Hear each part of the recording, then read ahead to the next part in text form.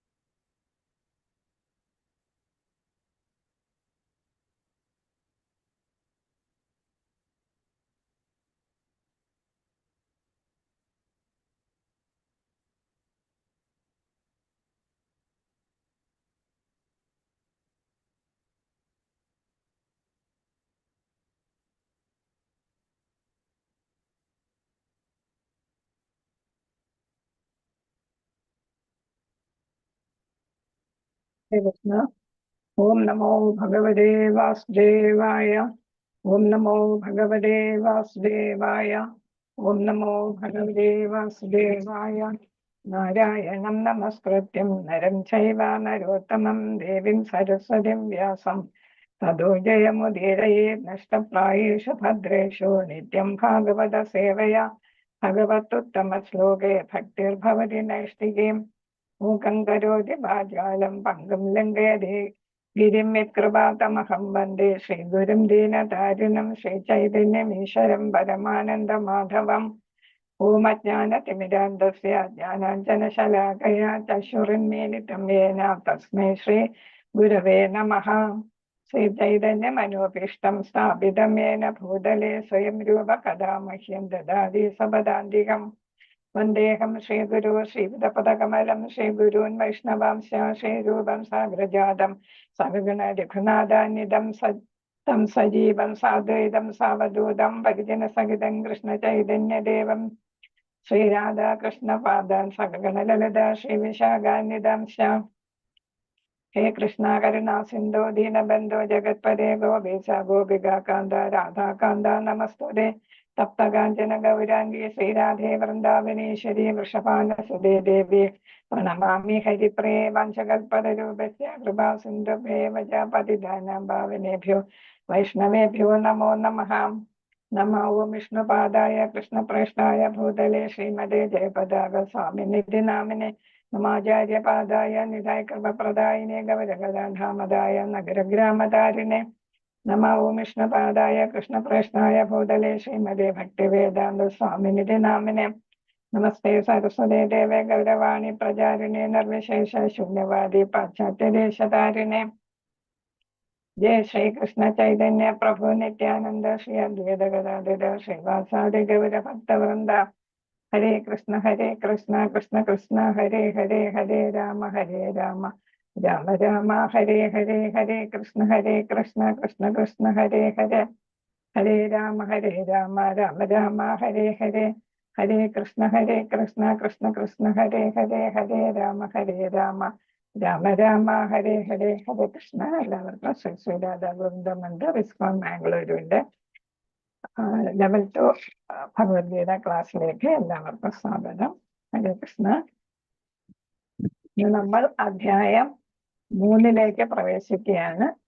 കർമ്മയോഗം എന്നാണ് ഈ അധ്യായത്തിന്റെ പേര്. കൃഷ്ണാവബോധ കർമ്മത്തിന്റെ യോഗം എന്നാണ് ഇതിൽ പറഞ്ഞിരിക്കുന്നത്.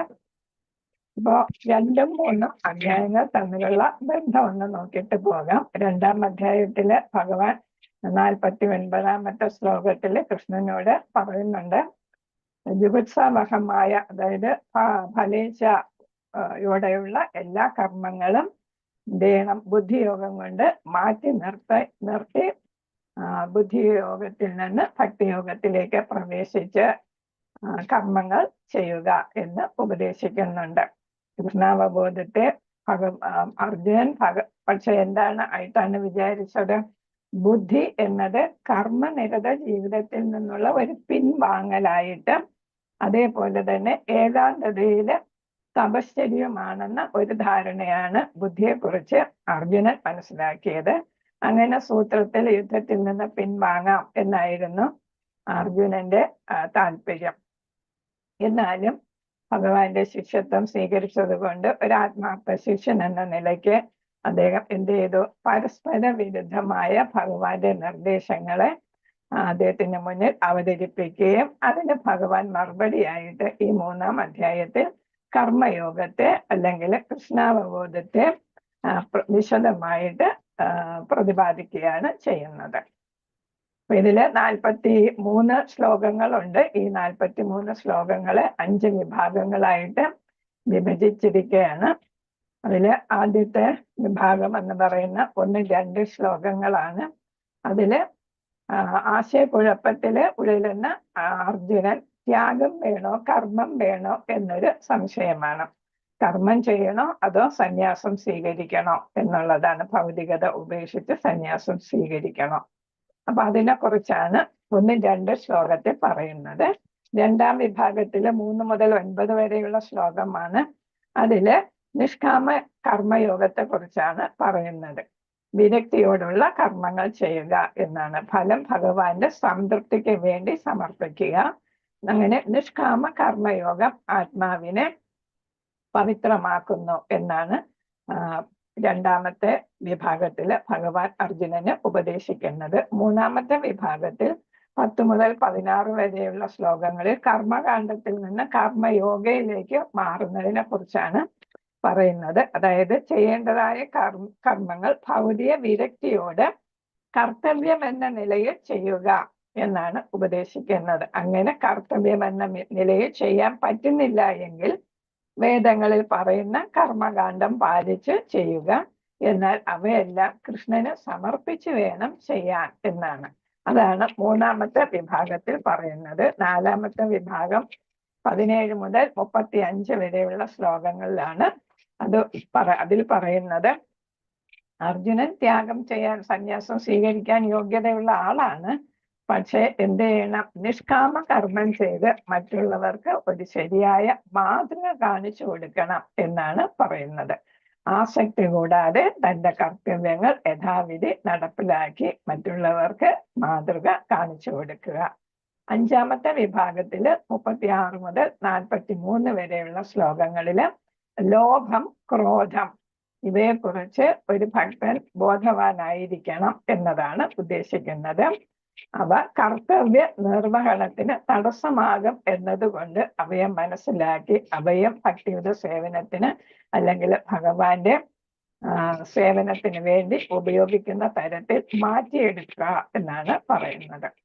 അങ്ങനെ ഈ അധ്യായത്തിൽ നിഷ്കാമ കർമ്മങ്ങൾ, അതായത് നിർദ്ദിഷ്ട കർത്തവ്യങ്ങൾ ഭഗവത് സേവനമായി കരുതി വ്യക്തിപരമായ ആഗ്രഹങ്ങൾ ഇല്ലാതെ ചെയ്ത് കർമ്മബന്ധനത്തിൽ നിന്ന് മോചിതനാകാൻ ഉപദേശിക്കുകയാണ് ഭഗവാൻ അർജുനനോട്.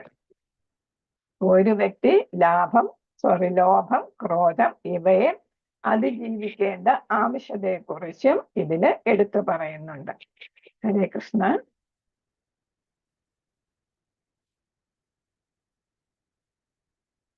ഹരേ കൃഷ്ണ. അംബിക മാതാജി ശ്ലോകം വായിച്ചോളൂ. ഹരേ കൃഷ്ണ.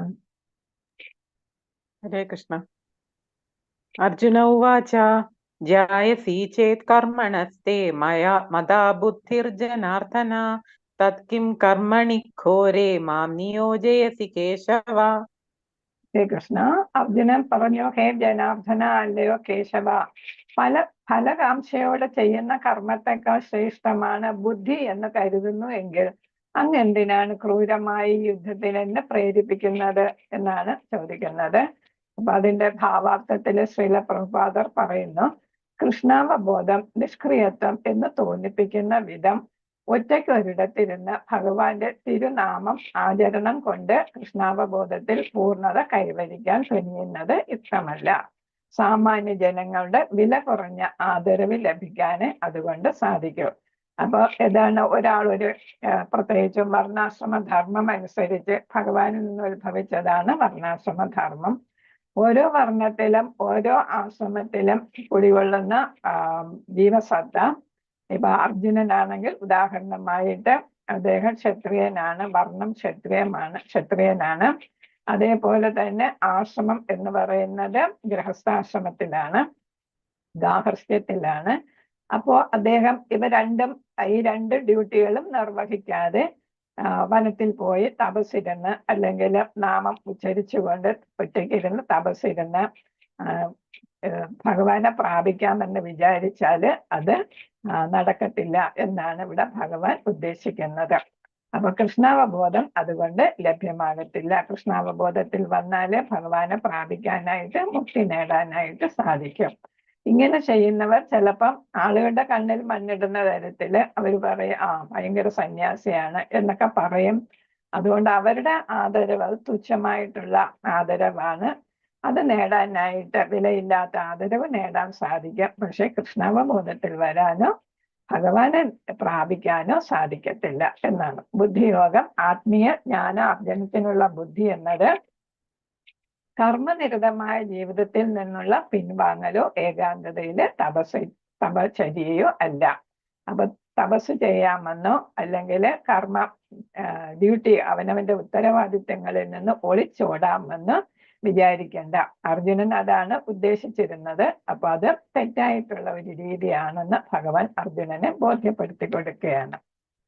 ഹരേ കൃഷ്ണ. ഇവിടെ ജനാർദ്ദനൻ എന്ന് പറയുന്നത് ആത്യന്തിക ലക്ഷ്യം നേടാൻ വ്യക്തികളെ സഹായിക്കുന്നവനെയാണ് ജനാർദ്ദനൻ. അതാണ് ഭഗവാന്റെ ഒരു നാമം. കേശവൻ എന്ന് പറയുന്നത് എന്ന് വെച്ചാൽ ബ്രഹ്മാവ്, ഈശ എന്ന് വെച്ചാൽ ശിവൻ. രണ്ടുപേരെയും നിയന്ത്രിക്കുന്നവൻ. രണ്ടുപേരും ഭഗവാന്റെ ഉത്തമ ഭക്തന്മാരാണ്. അപ്പൊ അവരും എന്ത് ചെയ്യുന്നു, ഭഗവാന്റെ നിർദ്ദേശങ്ങൾ അതേപോലെ പാലിക്കുന്നവരാണ് എന്നതാണ്. അപ്പൊ ഇവിടെ അർജുനന്റെ ചോദ്യത്തിന് ഉത്തരമായിട്ട് ഭഗവാൻ പറയുന്നു, സന്യാസം സ്വീകരിക്കണോ കർമ്മം ചെയ്യണോ എന്ന് ചോദിക്കുമ്പോൾ ഭഗവാൻ പറയുന്നത് നിഷ്കാമ കർമ്മയോഗം, ജ്ഞാനത്തോടു കൂടിയുള്ള ഫലാസക്തി ഇല്ലാത്ത കർമ്മം ചെയ്യാനായിട്ടാണ് പറയുന്നത്. അതായത് സന്യാസവും അതേസമയം ബുദ്ധിയോഗവും അതേസമയം അവനവന്റെ ഉത്തരവാദിത്തങ്ങൾ ഫലാസക്തി കൂടാതെ നിർവഹിക്കുക. അപ്പൊ രണ്ടും കൂടെ ഒരുമിച്ച് കൊണ്ടുപോകാൻ, ത്യാഗം അല്ലെങ്കിൽ സന്യാസം മാത്രമല്ല, അല്ലെങ്കിൽ കർമ്മം മാത്രമല്ല, രണ്ടും ഒരുമിച്ച് കൊണ്ടുപോകാനാണ് ഭഗവാൻ ഇവിടെ ഉപദേശിക്കുന്നത്. ഹരേ കൃഷ്ണ മാതാജി. ഹരേ കൃഷ്ണ. വ്യാമിശ്രേണേവ വാക്യേന ബുദ്ധിം മോഹയസീവ മേ തദേകം വദ നിശ്ചിത്യ യേന ശ്രേയം അഹമാപ്നുയാം. ഹരേ കൃഷ്ണ. ദ്വയാർത്ഥമുള്ള ഉപദേശങ്ങളാൽ അങ്ങ് എന്റെ ബുദ്ധിയെ അമ്പരപ്പിക്കുന്നു. ഏറ്റവും ശ്രേയസ്കരം എനിക്ക് എന്താണെന്ന് തീർത്തു പറഞ്ഞു തരൂ എന്നാണ്. അപ്പൊ ബുദ്ധിയോഗം വേണം 49ാമത്തെ ശ്ലോകത്തിൽ 2ാം അധ്യായത്തിൽ പറഞ്ഞു. അപ്പൊ ഇവിടെ അർജുനന് ആശയക്കുഴപ്പം വന്നു. ഞാൻ സന്യാസം സ്വീകരിക്കണോ അതോ കർമ്മം ചെയ്യണോ എന്നുള്ളത്. അപ്പോ ഇതിനുത്തരമായിട്ട് ഇവിടെ പറയുന്നുണ്ട്, നിഷ്കാമ കർമ്മയോഗമാണ് ജ്ഞാനയോഗത്തെക്കാൾ അർജുനന് ഏറ്റവും യോജിച്ചത് എന്നാണ് ഇവിടെ ഭഗവാൻ പറയുന്നത്.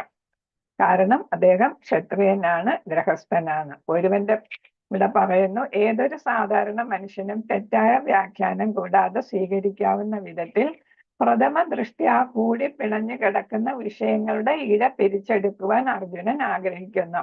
ഇത് ആർക്കും വരുന്ന ഒരു സംശയമാണ്, ത്യാഗം വേണോ കർമ്മം വേണോ എന്നുള്ളത്. ഒരു ഒളിച്ചോടാൻ ഉദ്ദേശിക്കുന്ന ആളിന്, കർത്തവ്യങ്ങളിൽ നിന്ന് ഒളിച്ചോടാൻ ഉദ്ദേശിക്കുന്ന ആളിന് അങ്ങനത്തെ സംശയങ്ങളൊക്കെ വരും. അപ്പൊ ഭഗവത്ഗീതയുടെ രഹസ്യം അറിയാൻ ഉത്സാഹമുള്ള എല്ലാ വിദ്യാർത്ഥികൾക്കും വേണ്ടി തന്റെ ചോദ്യങ്ങളിലൂടെ കൃഷ്ണാവബോധത്തിലേക്ക് വഴിയൊരുക്കുകയാണ് അർജുനൻ ചെയ്യുന്നത്. നമുക്കറിയാം, അർജുനൻ സംശയങ്ങളൊന്നും ഇല്ലാത്തയാളാണ്.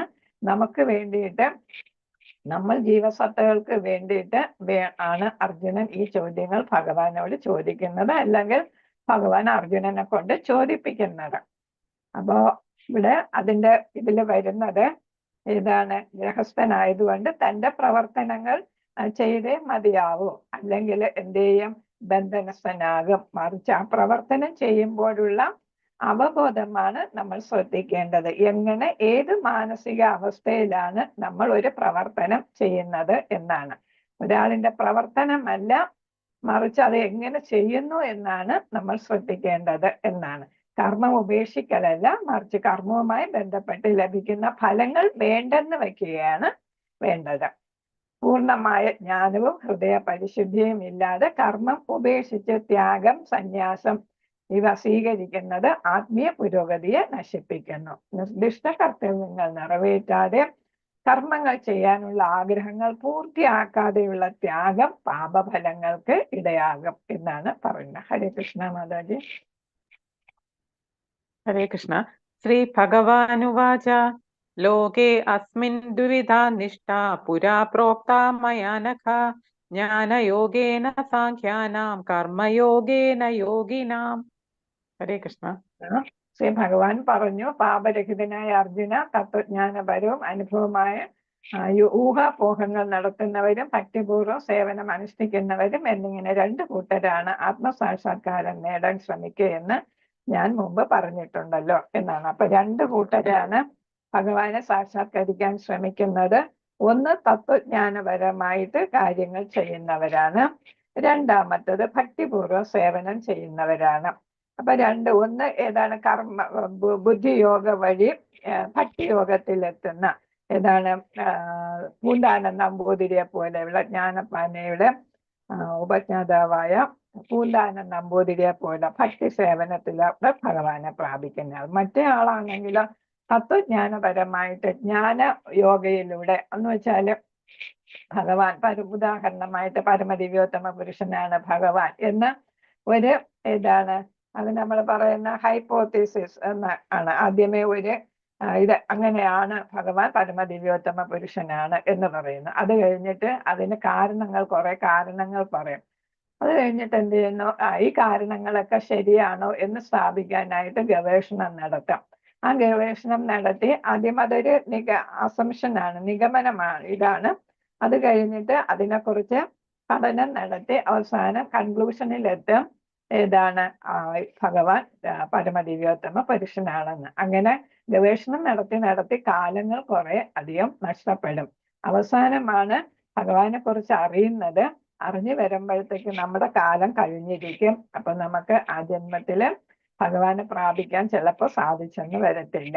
ചിലപ്പോൾ വഴിയില് ഈ ഗവേഷണം എല്ലാം നിർത്തി എണ്ണം വരും. അതേസമയം ഭക്തിയോഗത്തിന് അങ്ങനത്തെ പ്രശ്നങ്ങളൊന്നും വരുന്നില്ല. രണ്ടുപേരും ഒരേ ലക്ഷ്യത്തിന് വേണ്ടിയാണ് ശ്രമിക്കുന്നത്. പക്ഷെ ഒന്ന് എളുപ്പ വഴി, മറ്റതെന്ത് ചെയ്യുന്നു, ബുദ്ധിമുട്ടുള്ള വഴിയാണ്. ഇപ്പൊ സാഖ്യയോഗം എന്ന് പറയുന്നതാണ് ഇവിടെ ജ്ഞാനയോഗമായിട്ട് പറഞ്ഞത്. അവിടെ ഊഹാപോഹങ്ങൾ, ഗവേഷണങ്ങൾ, അനുമാനം, നിഗമനം, തത്വജ്ഞാനം. അനുമാനം എന്ന് പറയുന്ന ഹൈപ്പോത്തിസിസ്, എന്നിട്ട് അവസാനം നിഗമനം, കൺക്ലൂഷനിൽ എത്തിച്ചേരും. ഭഗവാൻ പരമദിവ്യോത്തമ പുരുഷനാണ് എന്ന് ഉദാഹരണം പറഞ്ഞതാണ്. അതേപോലെ തന്നെ ബുദ്ധിയോഗം എന്നാൽ പരമ്പൊരുളിനെ അഥവാ കൃഷ്ണനെ പൂർണ്ണമായും ആശ്രയിക്കലാണ് ഇവിടെ ബുദ്ധിയോഗം കൊണ്ട് ഉദ്ദേശിക്കുന്നത്. ഭക്തിയോഗമാണ്. അപ്പൊ ഇവിടെ ആണെങ്കിലോ സ്വയം അന്വേഷിച്ച് കണ്ടെത്താൻ നോക്കും ആദ്യത്തേതില് ജ്ഞാനയോഗത്തില്. ഭക്തിയോഗത്തിലാണെങ്കിലോ ഭഗവാനെ എല്ലാം ആശ്രയിച്ച് സർവ ഇന്ദ്രിയങ്ങളെ നിയന്ത്രിക്കാൻ അതുകൊണ്ട് നിഷ്പ്രയാസം സാധിക്കും. കാരണം ഇന്ദ്രിയങ്ങളുടെ എല്ലാം അധിപനാണ് ഭഗവാൻ, ഹൃഷികേശനാണ്. അതുകൊണ്ട് അദ്ദേഹം സഹായിക്കുന്നു. അപ്പൊ ഇന്ദ്രിയങ്ങളെ എല്ലാം നിയന്ത്രിക്കാനായിട്ട് ഭഗവാന്റെ കാരുണ്യം ഉണ്ടാകും ആശ്രയിക്കുന്നത് കൊണ്ട്. ജീവന്, അതായത് പ്രാണന്, ആത്മാവിന് കൃഷ്ണനുമായുള്ള ബന്ധം എന്തെന്ന് ശരിക്കും മനസ്സിലാക്കുന്നതിൽ എത്തിക്കുന്ന അതാണ് ഈ രണ്ട് പ്രക്രിയയും. എല്ലാ പ്രക്രിയ എന്ന് വെച്ചാൽ ബുദ്ധിയോഗമാണെങ്കിലും ഭക്തിയോഗമാണെങ്കിലും കർമ്മ യോഗയാണെങ്കിലും. അപ്പൊ ഏതാണ് എളുപ്പം എന്നുള്ളതാണ് ഇവിടെ ഉദ്ദേശിക്കുന്നത്. ഭക്തിയോഗമാണ് എളുപ്പമായിട്ട് ഭഗവാനെ ആശ്രയിച്ച് മാത്രം ചെയ്യുന്നത്. ഭഗവാന്റെ കാരുണ്യം കൂടുതൽ ലഭിക്കാം.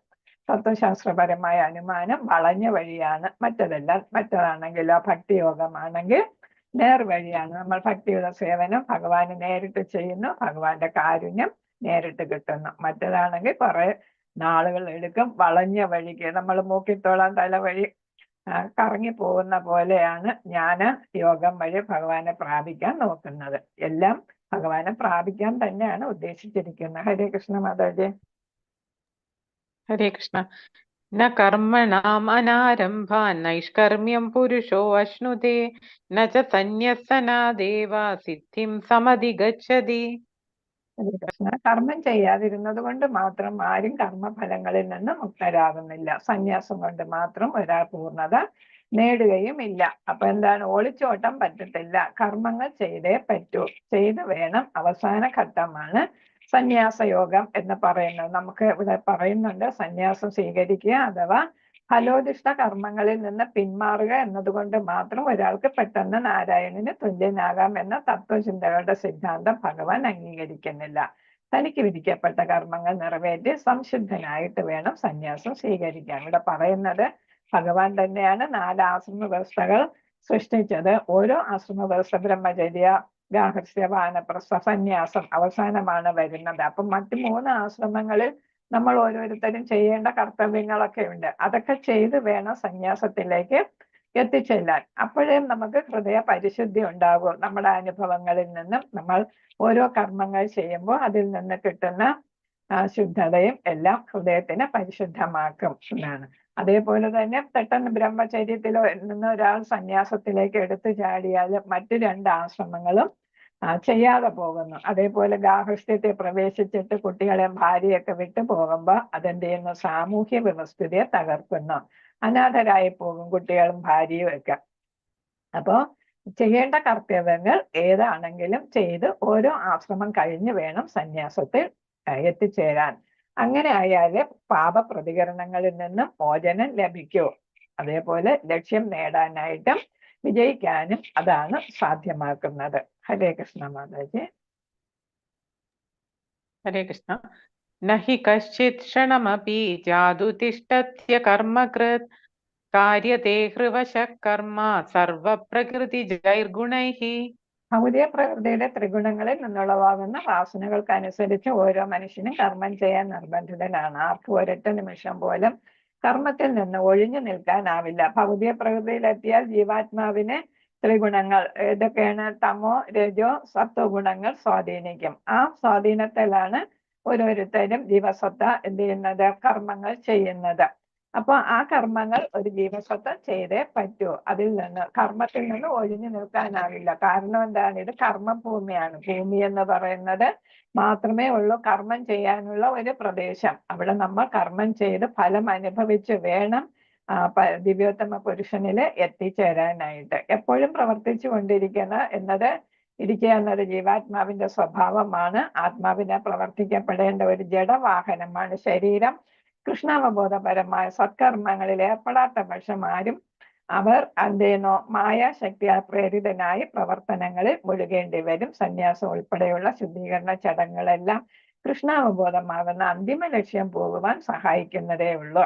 അപ്പൊ എന്താണ്, ഓരോ ഘട്ടത്തിലും ചെയ്യേണ്ടവ ചെയ്ത് ആത്മാവിനെ എന്ത് ചെയ്യണം, പരിശുദ്ധമാക്കുക എന്നാണ് ഇവിടെ ഉദ്ദേശിക്കുന്നത്. അല്ലെങ്കിൽ മായയാൽ പ്രേരിതമായിട്ട് പാപകർമ്മങ്ങളിൽ മുഴുകേണ്ടി വരും. അപ്പൊ ചെയ്യുന്ന കർമ്മങ്ങളെല്ലാം ഭഗവാന് സമർപ്പിച്ച് കൃഷ്ണാവബോധത്തോടെ ചെയ്യണം. സന്യാസം ചെയ്യുകയാണെങ്കിൽ, സന്യാസത്തിലോട്ട് അങ്ങനെ ചാടി പോവുകയാണെങ്കിൽ, ബാക്കിയൊന്നും ചെയ്യാതെ പോവുകയാണെങ്കിൽ എന്താണ്, കൃഷ്ണാവബോധം എന്നുള്ള ഘട്ടത്തിൽ മാത്രമേ എത്തുള്ളൂ. അത് കഴിയുമ്പോൾ നമ്മുടെ ജീവിതം കഴിയുന്നു. അപ്പൊ നമുക്ക് ഭഗവാനെ പ്രാപിക്കാനുള്ള സാഹചര്യം ഉണ്ടായെന്ന് വരത്തില്ല. കൃഷ്ണാവബോധം ഇല്ലാത്ത പക്ഷം ഏതെന്നും എല്ലാം പരാജയം തന്നെ. എന്ന് വെച്ചാൽ സന്യാസി ആയാലും കൃഷ്ണാവബോധം ഇല്ലെങ്കിലും അദ്ദേഹത്തിന് ഭഗവാനെ പ്രാപിക്കാനായിട്ട് സാധിക്കത്തില്ല. അപ്പൊ ഭക്തിയും കൃഷ്ണാവബോധവും എല്ലാ യോഗങ്ങളിലും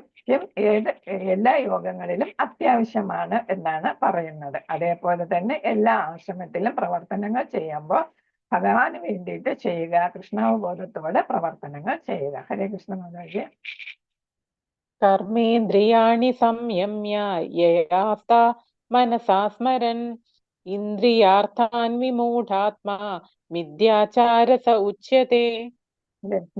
കർമ്മേന്ദ്രിയങ്ങളെ നിയന്ത്രിച്ചാലും വിഷയങ്ങളെ മനസ്സിനെ വ്യാപരിച്ചു കൊണ്ടിരിക്കുന്നവൻ സ്വയം ഭ്രമിക്കുകയാണ്, കപടനാട്യക്കാരൻ എന്നാണ് അയാളെ പറയേണ്ടത്. ഇവിടെ പറയുന്ന എന്താണ്, ബ്രഹ്മചര്യം, ഗാർഹസ്ഥ്യം, വാനപ്രസ്ഥത്തില് നമ്മൾ ഇന്ദ്രിയ സുഖത്തിന് വേണ്ടിയിട്ട് പല കർമ്മങ്ങളും ചെയ്യും. അവയൊക്കെ അനുഭവിച്ച് വേണം നമ്മൾ എന്ത് ചെയ്യുക. നമ്മൾ പറയും വളയത്തിൽ കൂടെ ചാടി വളയമില്ലാതെ ചാടുക എന്ന്. അപ്പൊ വളയത്തിൽ കൂടി ചാടിയാണ് നമ്മളവിടെ കൃഷ്ണാവബോധം അല്ലെങ്കിൽ ഭക്തിയുടെ പ്രാക്ടീസ് നടത്തുകയാണ് മറ്റു 3 ഘട്ടങ്ങളിലും. ആ ഘട്ടത്തിലൂടെ കടന്നു വേണം പോകാൻ. അല്ലാതെ അത് കടന്നു പോകാതിരുന്നാല് ഇവിടെ അനുഭവിക്കേണ്ടതൊന്നും അനുഭവിക്കുന്നില്ല. അപ്പൊ ഇന്ദ്രിയ സുഖം അനുഭവിക്കാതെ പോകുമ്പോ ഇതാണ് ആർട്ടിഫിഷ്യലായിട്ട് അതിനെ കൃത്രിമമായിട്ട് നിയന്ത്രിക്കാൻ പോകുമ്പോ അതെന്ത് ചെയ്യും, ഇങ്ങനെ മുന്നോട്ട് വരും, അത് മുകളിലോട്ട് വരും. അപ്പോഴെന്താണ് അവിടെ, അപ്പൊ അയാൾ എന്ത് ചെയ്യേണ്ടി വരും, കപടനാട്യക്കാരൻ ആകേണ്ടി വരും. ഇന്ദ്രിയ വിഷയങ്ങളെ അടക്കി പിടിക്കേണ്ടി വരും. അല്ലെങ്കിൽ പുറമെ സന്യാസിയാണെന്ന് ഭാവിക്കും, ഉള്ളിൽ അദ്ദേഹം ഇന്ദ്രിയ ആസ്വാദനം നടത്തുകയും ചെയ്യും. അതാണ് ഇവിടെ പറയുന്നത്. കൃഷ്ണാവബോധത്തോടെ പ്രവർത്തിക്കാതെ കപടനാട്യക്കാരനായി ധ്യാനം അഭിനയിച്ചുകൊണ്ട് ഇന്ദ്രിയ സുഖങ്ങളെ മുഴുകുകയും അഭ്യസ്തവിദ്യരായ അനുയായികളെ ഭൂഷ്ട് പറഞ്ഞ് കബളിപ്പിക്കാൻ ശുഷ്കമായ തത്വജ്ഞാനം പറഞ്ഞു നടക്കുന്ന ഇത്തരക്കാർ അറുവഞ്ചകരാണ്. അപ്പൊ ഓരോന്ന് അനുഭവിച്ച് വേണം നമ്മൾ അവസാന ഘട്ടത്തിൽ എത്താനായിട്ട് എന്നാണ്. യോഗി എന്ന് നടിക്കുകയും വിഷയങ്ങൾ അന്വേഷിക്കുകയും ചെയ്യുന്നത് കടുത്ത വഞ്ചന. വിഷയം എന്ന് പറയുന്നത് ഇന്ദ്രിയ സുഖങ്ങളെയാണ്. അപ്പൊ യോഗിയാണെന്ന് നടിക്കും പുറമെ, പക്ഷെ ഉള്ളിലെല്ലാം ഇന്ദ്രിയ സുഖങ്ങൾ അന്വേഷിക്കുന്നതായിരിക്കും ചെയ്യുന്നത്. അത് വഞ്ചനയാണ്. പാപിയായ ഒരാളുടെ അറിവിന്റെ ഫലങ്ങൾ ഭഗവാന്റെ മായാശക്തിയാൽ നഷ്ടപ്പെട്ടു പോകുന്നു. അപ്പൊ അയാൾക്ക് എന്തെങ്കിലും ജ്ഞാനം ലഭിച്ചിട്ടുണ്ടെങ്കിൽ അത് നഷ്ടമാകും. ഇവിടെ എന്താണ്, ചീറ്റിംഗ് അല്ലേ നടത്തുന്നത്. അപ്പൊ ചീറ്റിംഗ് ഭഗവാൻ അറിയല്ലേ. കാരണം എല്ലാവരിലും ഭഗവാൻ ആരായിട്ടുണ്ട്, പരമാത്മാ രൂപത്തിൽ സ്ഥിതി ചെയ്യുകയാണ്. അപ്പൊ ഭഗവാന്റെ മായാശക്തിയാൽ അത് നഷ്ടപ്പെട്ടു പോവുകയും ചെയ്യും. കിട്ടുന്ന ജ്ഞാനം മുഴുവൻ നഷ്ടപ്പെട്ടു പോകും എന്നാണ് ഇവിടെ പറയുന്നത്. ഹരേ കൃഷ്ണ. അപ്പൊ തന്റെ സാമൂഹ്യ സ്ഥിതിക്ക് അനുസരിച്ച്, അതായത് ബ്രഹ്മചാരിയായോ ഗൃഹസ്ഥനായോ വാനപ്രസ്ഥക്കാരനായോ ഒക്കെ ചെയ്തിട്ട് വേണം, നിബന്ധനകൾ അനുസരിച്ച് ഇന്ദ്രിയ സുഖങ്ങൾ അനുഭവിച്ചിട്ട് വേണം എവിടെ പോകാനായിട്ട്, സന്യാസത്തിലോട്ട് പോകാൻ. അങ്ങനെയാണെങ്കിൽ ക്രമേണ ജീവിതശുദ്ധി നേടി ആ അവസ്ഥയിലോട്ട് എത്തിപ്പെടുകയുള്ളൂ എന്നാണ് പറയുക. ഹരേ കൃഷ്ണ മാതാജി. യസ്തിന്ദ്രിയാണി മനസാ നിയമ്യാരപതേ അർജുന കർമ്മേന്ദ്രിയൈ കർമ്മയോഗം അസക്ത സ വിശിഷ്യത്തെ. ഹരേ കൃഷ്ണ. മറ്റൊരു തരത്തിൽ പറഞ്ഞ, ആത്മാർത്ഥതയുള്ള ഒരാൾ പ്രവർത്തന നിരതമായ ഇന്ദ്രിയങ്ങളെ മനസ്സിനാൽ നിയന്ത്രിക്കാൻ ശ്രമിച്ചുകൊണ്ട് ആസക്തി കൂടാതെ കൃഷ്ണാവബോധപരമായ കർമ്മങ്ങളിൽ ഏർപ്പെടുകയാണെങ്കിൽ അയാളാണ് അത്യുത്തമൻ. അപ്പൊ ഇവിടെ ആരാണ് ശ്രേഷ്ഠൻ എന്നാണ് ഇവിടെ പറയുന്നത്. അപ്പൊ എന്താണ്, ഒരാള് ഇന്ദ്രിയങ്ങളെ മനസ്സിനാൽ നിയന്ത്രിക്കണം. സന്യാസി എടുത്തു ചാടി സന്യാസത്തിലോട്ട് പോകാതെ ഓരോ ഘട്ടത്തില് മനസ്സിനെ നിയന്ത്രിച്ച് ഇന്ദ്രിയ ആസക്തി നമുക്ക് അടക്കാനായിട്ട് സാധിക്കണം, നിയന്ത്രിക്കാനായിട്ട് സാധിക്കണം. അങ്ങനെ സാധിച്ച് കൃഷ്ണാവബോധപരമായ കർമ്മങ്ങളിൽ നമ്മൾ ഏർപ്പെടണം. നമ്മൾ ഏത് പ്രവർത്തി ചെയ്യുകയാണെങ്കിലും അതെല്ലാം കൃഷ്ണാവബോധപരമായിട്ടായിരിക്കും ചെയ്യെല്ലാം ഭഗവാൻ അർപ്പിച്ചുകൊണ്ടായിരിക്കും, ഭഗവാനെ സ്മരിച്ചുകൊണ്ടായിരിക്കും ചെയ്യുക. അപ്പോ എല്ലാ ഘട്ടങ്ങളും കടന്ന് എത്തിച്ചേരുന്നയാളാണ് അത്യുത്തമൻ. അല്ലാതെ കർമ്മം കളഞ്ഞിട്ട് ഉപേക്ഷിച്ചിട്ട് സന്യാസിയാകുന്ന ആളല്ല. ഒരു ഗൃഹസ്ഥന് പോലും തന്റെ പ്രവൃത്തിയിൽ ഉറച്ചു നിന്നുകൊണ്ട് കൃഷ്ണാവബോധപരമായ സേവന കർമ്മത്തിലൂടെ ഭൗതിക ബന്ധനത്തിൽ നിന്ന് മോചനം നേടുക എന്ന ജീവിത ലക്ഷ്യം നിറവേറ്റി ദൈവസാമ്രാജ്യം പ്രാപിക്കാം. ശ്രീരാമ പരമഹംസര് പറയുന്നുണ്ട്, ഒരു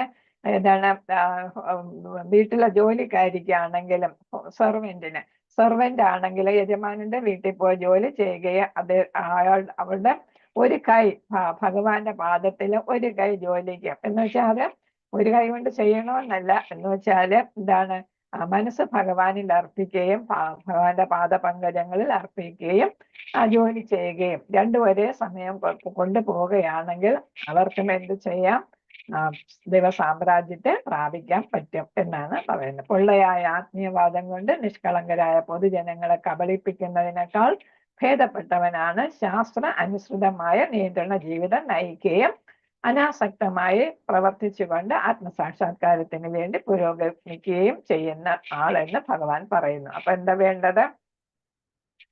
സന്യാസിയായി പോയിട്ട് ആത്മീയവാദം കൊണ്ട് ജനങ്ങളെ പറ്റിക്കുകയല്ല വേണ്ടത്. പിന്നെ ഏതാണ്? വേദങ്ങളും അതേപോലെ മറ്റ് ഗ്രന്ഥങ്ങളും പറയുന്ന തരത്തിൽ നിയന്ത്രണ ജീവിതം നയിക്കണം. ഇന്ദ്രിയങ്ങളെ നിയന്ത്രിച്ച് ഭൗതിക ആസക്തി ഇല്ലാതെ ഇന്ദ്രിയങ്ങളെ നിയന്ത്രിച്ച് ആത്മസാക്ഷാത്കാരത്തിന് വേണ്ടിയിട്ട് പ്രവർത്തിക്കുക. അയാൾക്ക് എന്ത് ചെയ്യാൻ സാധിക്കും? ആത്മസാക്ഷാത്കാരം നേടാനായിട്ട് സാധിക്കും എന്നാണ് പറയുക. ഇവിടെ പറയുന്ന രണ്ട് തരത്തിലുള്ള ഇവിടെ പ്രഭുപാദർ പറയുന്ന വർണ്ണാശ്രമ ധർമ്മം അനുസരിച്ച് പ്രവർത്തിച്ച ആൾ എന്റെയും കൃഷ്ണാവബോധത്തിലൂടെ ആത്മസാക്ഷാത്കാരം നേടി ഭഗവാനെ പ്രാപിക്കും. തെരുവ് തൂക്കുന്ന തൂപ്പുകാരൻ കപടവേഷധാരിയായ സന്യാസിയേക്കാൾ ശ്രേഷ്ഠനാണ്. കാരണം എന്താണ്? അദ്ദേഹം ചെയ്യുന്ന കർമ്മം അദ്ദേഹത്തിന് നിശ്ചയിച്ചിട്ടുള്ള കർമ്മമാണ്. അത് ആത്മാർത്ഥതയോടെ അദ്ദേഹം ചെയ്യുന്ന ജോലിക്കാരിയുടെ കാര്യം പറഞ്ഞതുപോലെ. അപ്പൊ ആത്മാർത്ഥതയോടെ ചെയ്യുന്ന അവനവന്റെ കർത്തവ്യങ്ങൾ ചെയ്യുന്നവരാണ് ശ്രേഷ്ഠർ. മറിച്ച് എന്തല്ല, കർമ്മം ഉപേക്ഷിച്ച് സന്യാസത്തിലേക്ക് ഓടിപ്പോകുന്നവരല്ല. ഹരേ കൃഷ്ണ മാതാജി. ഹരേ കൃഷ്ണ. നിയതം കുരു കർമ്മത്വം കർമ്മജ്യായോ ഹ്യകർമ്മണഃ ശരീരയാത്രാപി ച തേ ന പ്രസിദ്ധേത കർമ്മണഃ. ഹരേ കൃഷ്ണ. ഇവിടെ ഭഗവാൻ പറയുന്നത് നിനക്ക് വിധിച്ചിട്ടുള്ള കർമ്മം ചെയ്യുക. കാരണം ഇവിടെ എന്താണ്? അർജുനൻ ഒരു ക്ഷത്രിയനാണ്. അപ്പൊ ക്ഷത്രിയന്റെ ധർമ്മ യുദ്ധം അത് ചെയ്യുക. ഏതാണ്? നൈഷ്കർമ്മ്യത്തെക്കാൾ എന്ന് വെച്ചാൽ കർമ്മം ചെയ്യുന്നതിനേക്കാൾ ശ്രേഷ്ഠമാണ് കർമ്മം ചെയ്യുക എന്നത്. അപ്പൊ ഏത് കർമ്മമാണെങ്കിലും അത് നിഷ്കാമ കർമ്മം അല്ലെങ്കിൽ പോലും കർമ്മം ചെയ്യാതിരിക്കുന്നതിനേക്കാൾ ഭേദമാണ് കർമ്മം ചെയ്യുക. കർമ്മം ചെയ്യാതെ സ്വന്തം ശരീരം നിലനിർത്താൻ പോലും ആർക്കും സാധിക്കത്തില്ല. കാരണം എന്താണ്? നമുക്ക് ഭക്ഷണം കഴിക്കണം ഒക്കെ വേണമെങ്കിൽ എന്താവശ്യമുണ്ട്?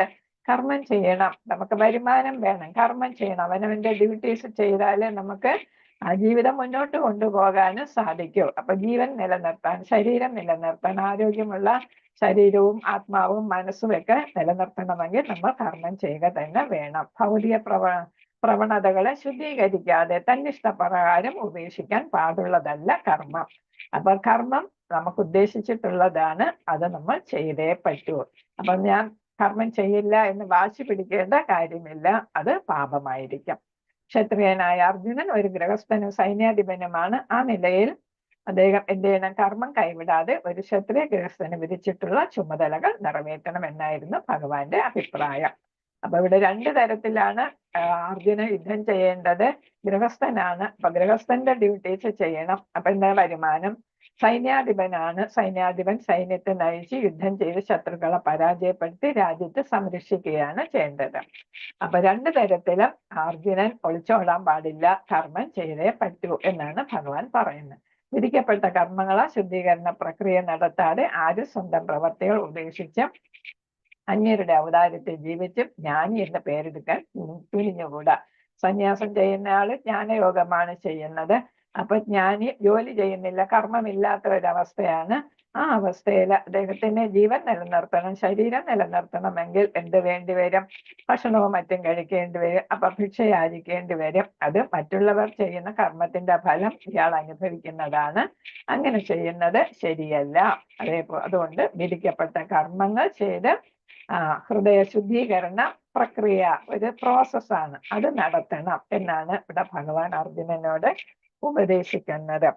അപ്പൊ ഭൗതിക കർമ്മങ്ങൾ ജീവിതം നയിക്കുന്നയാൾ നിർദ്ദിഷ്ട കർമ്മങ്ങൾ അതായത് വർണ്ണാശ്രമ ധർമ്മം അനുസരിച്ച് ചെയ്ത് ഭൗതിക മാലിന്യങ്ങളിൽ നിന്നും മോചനം നേടണം. ഇന്ദ്രിയവും മനസ്സും നിയന്ത്രിച്ചുകൊണ്ടുള്ള ശുദ്ധീകരണ പ്രക്രിയയിൽ കൂടെ മാത്രമേ അതീന്ദ്രിയ ജ്ഞാനി ആകത്തുള്ളൂ. ജ്ഞാനി എന്ന് പറയുമ്പോൾ ഇന്ദ്രിയങ്ങളെ നിയന്ത്രിക്കുന്നവൻ എന്നാണ് ഉദ്ദേശിക്കുന്നത്.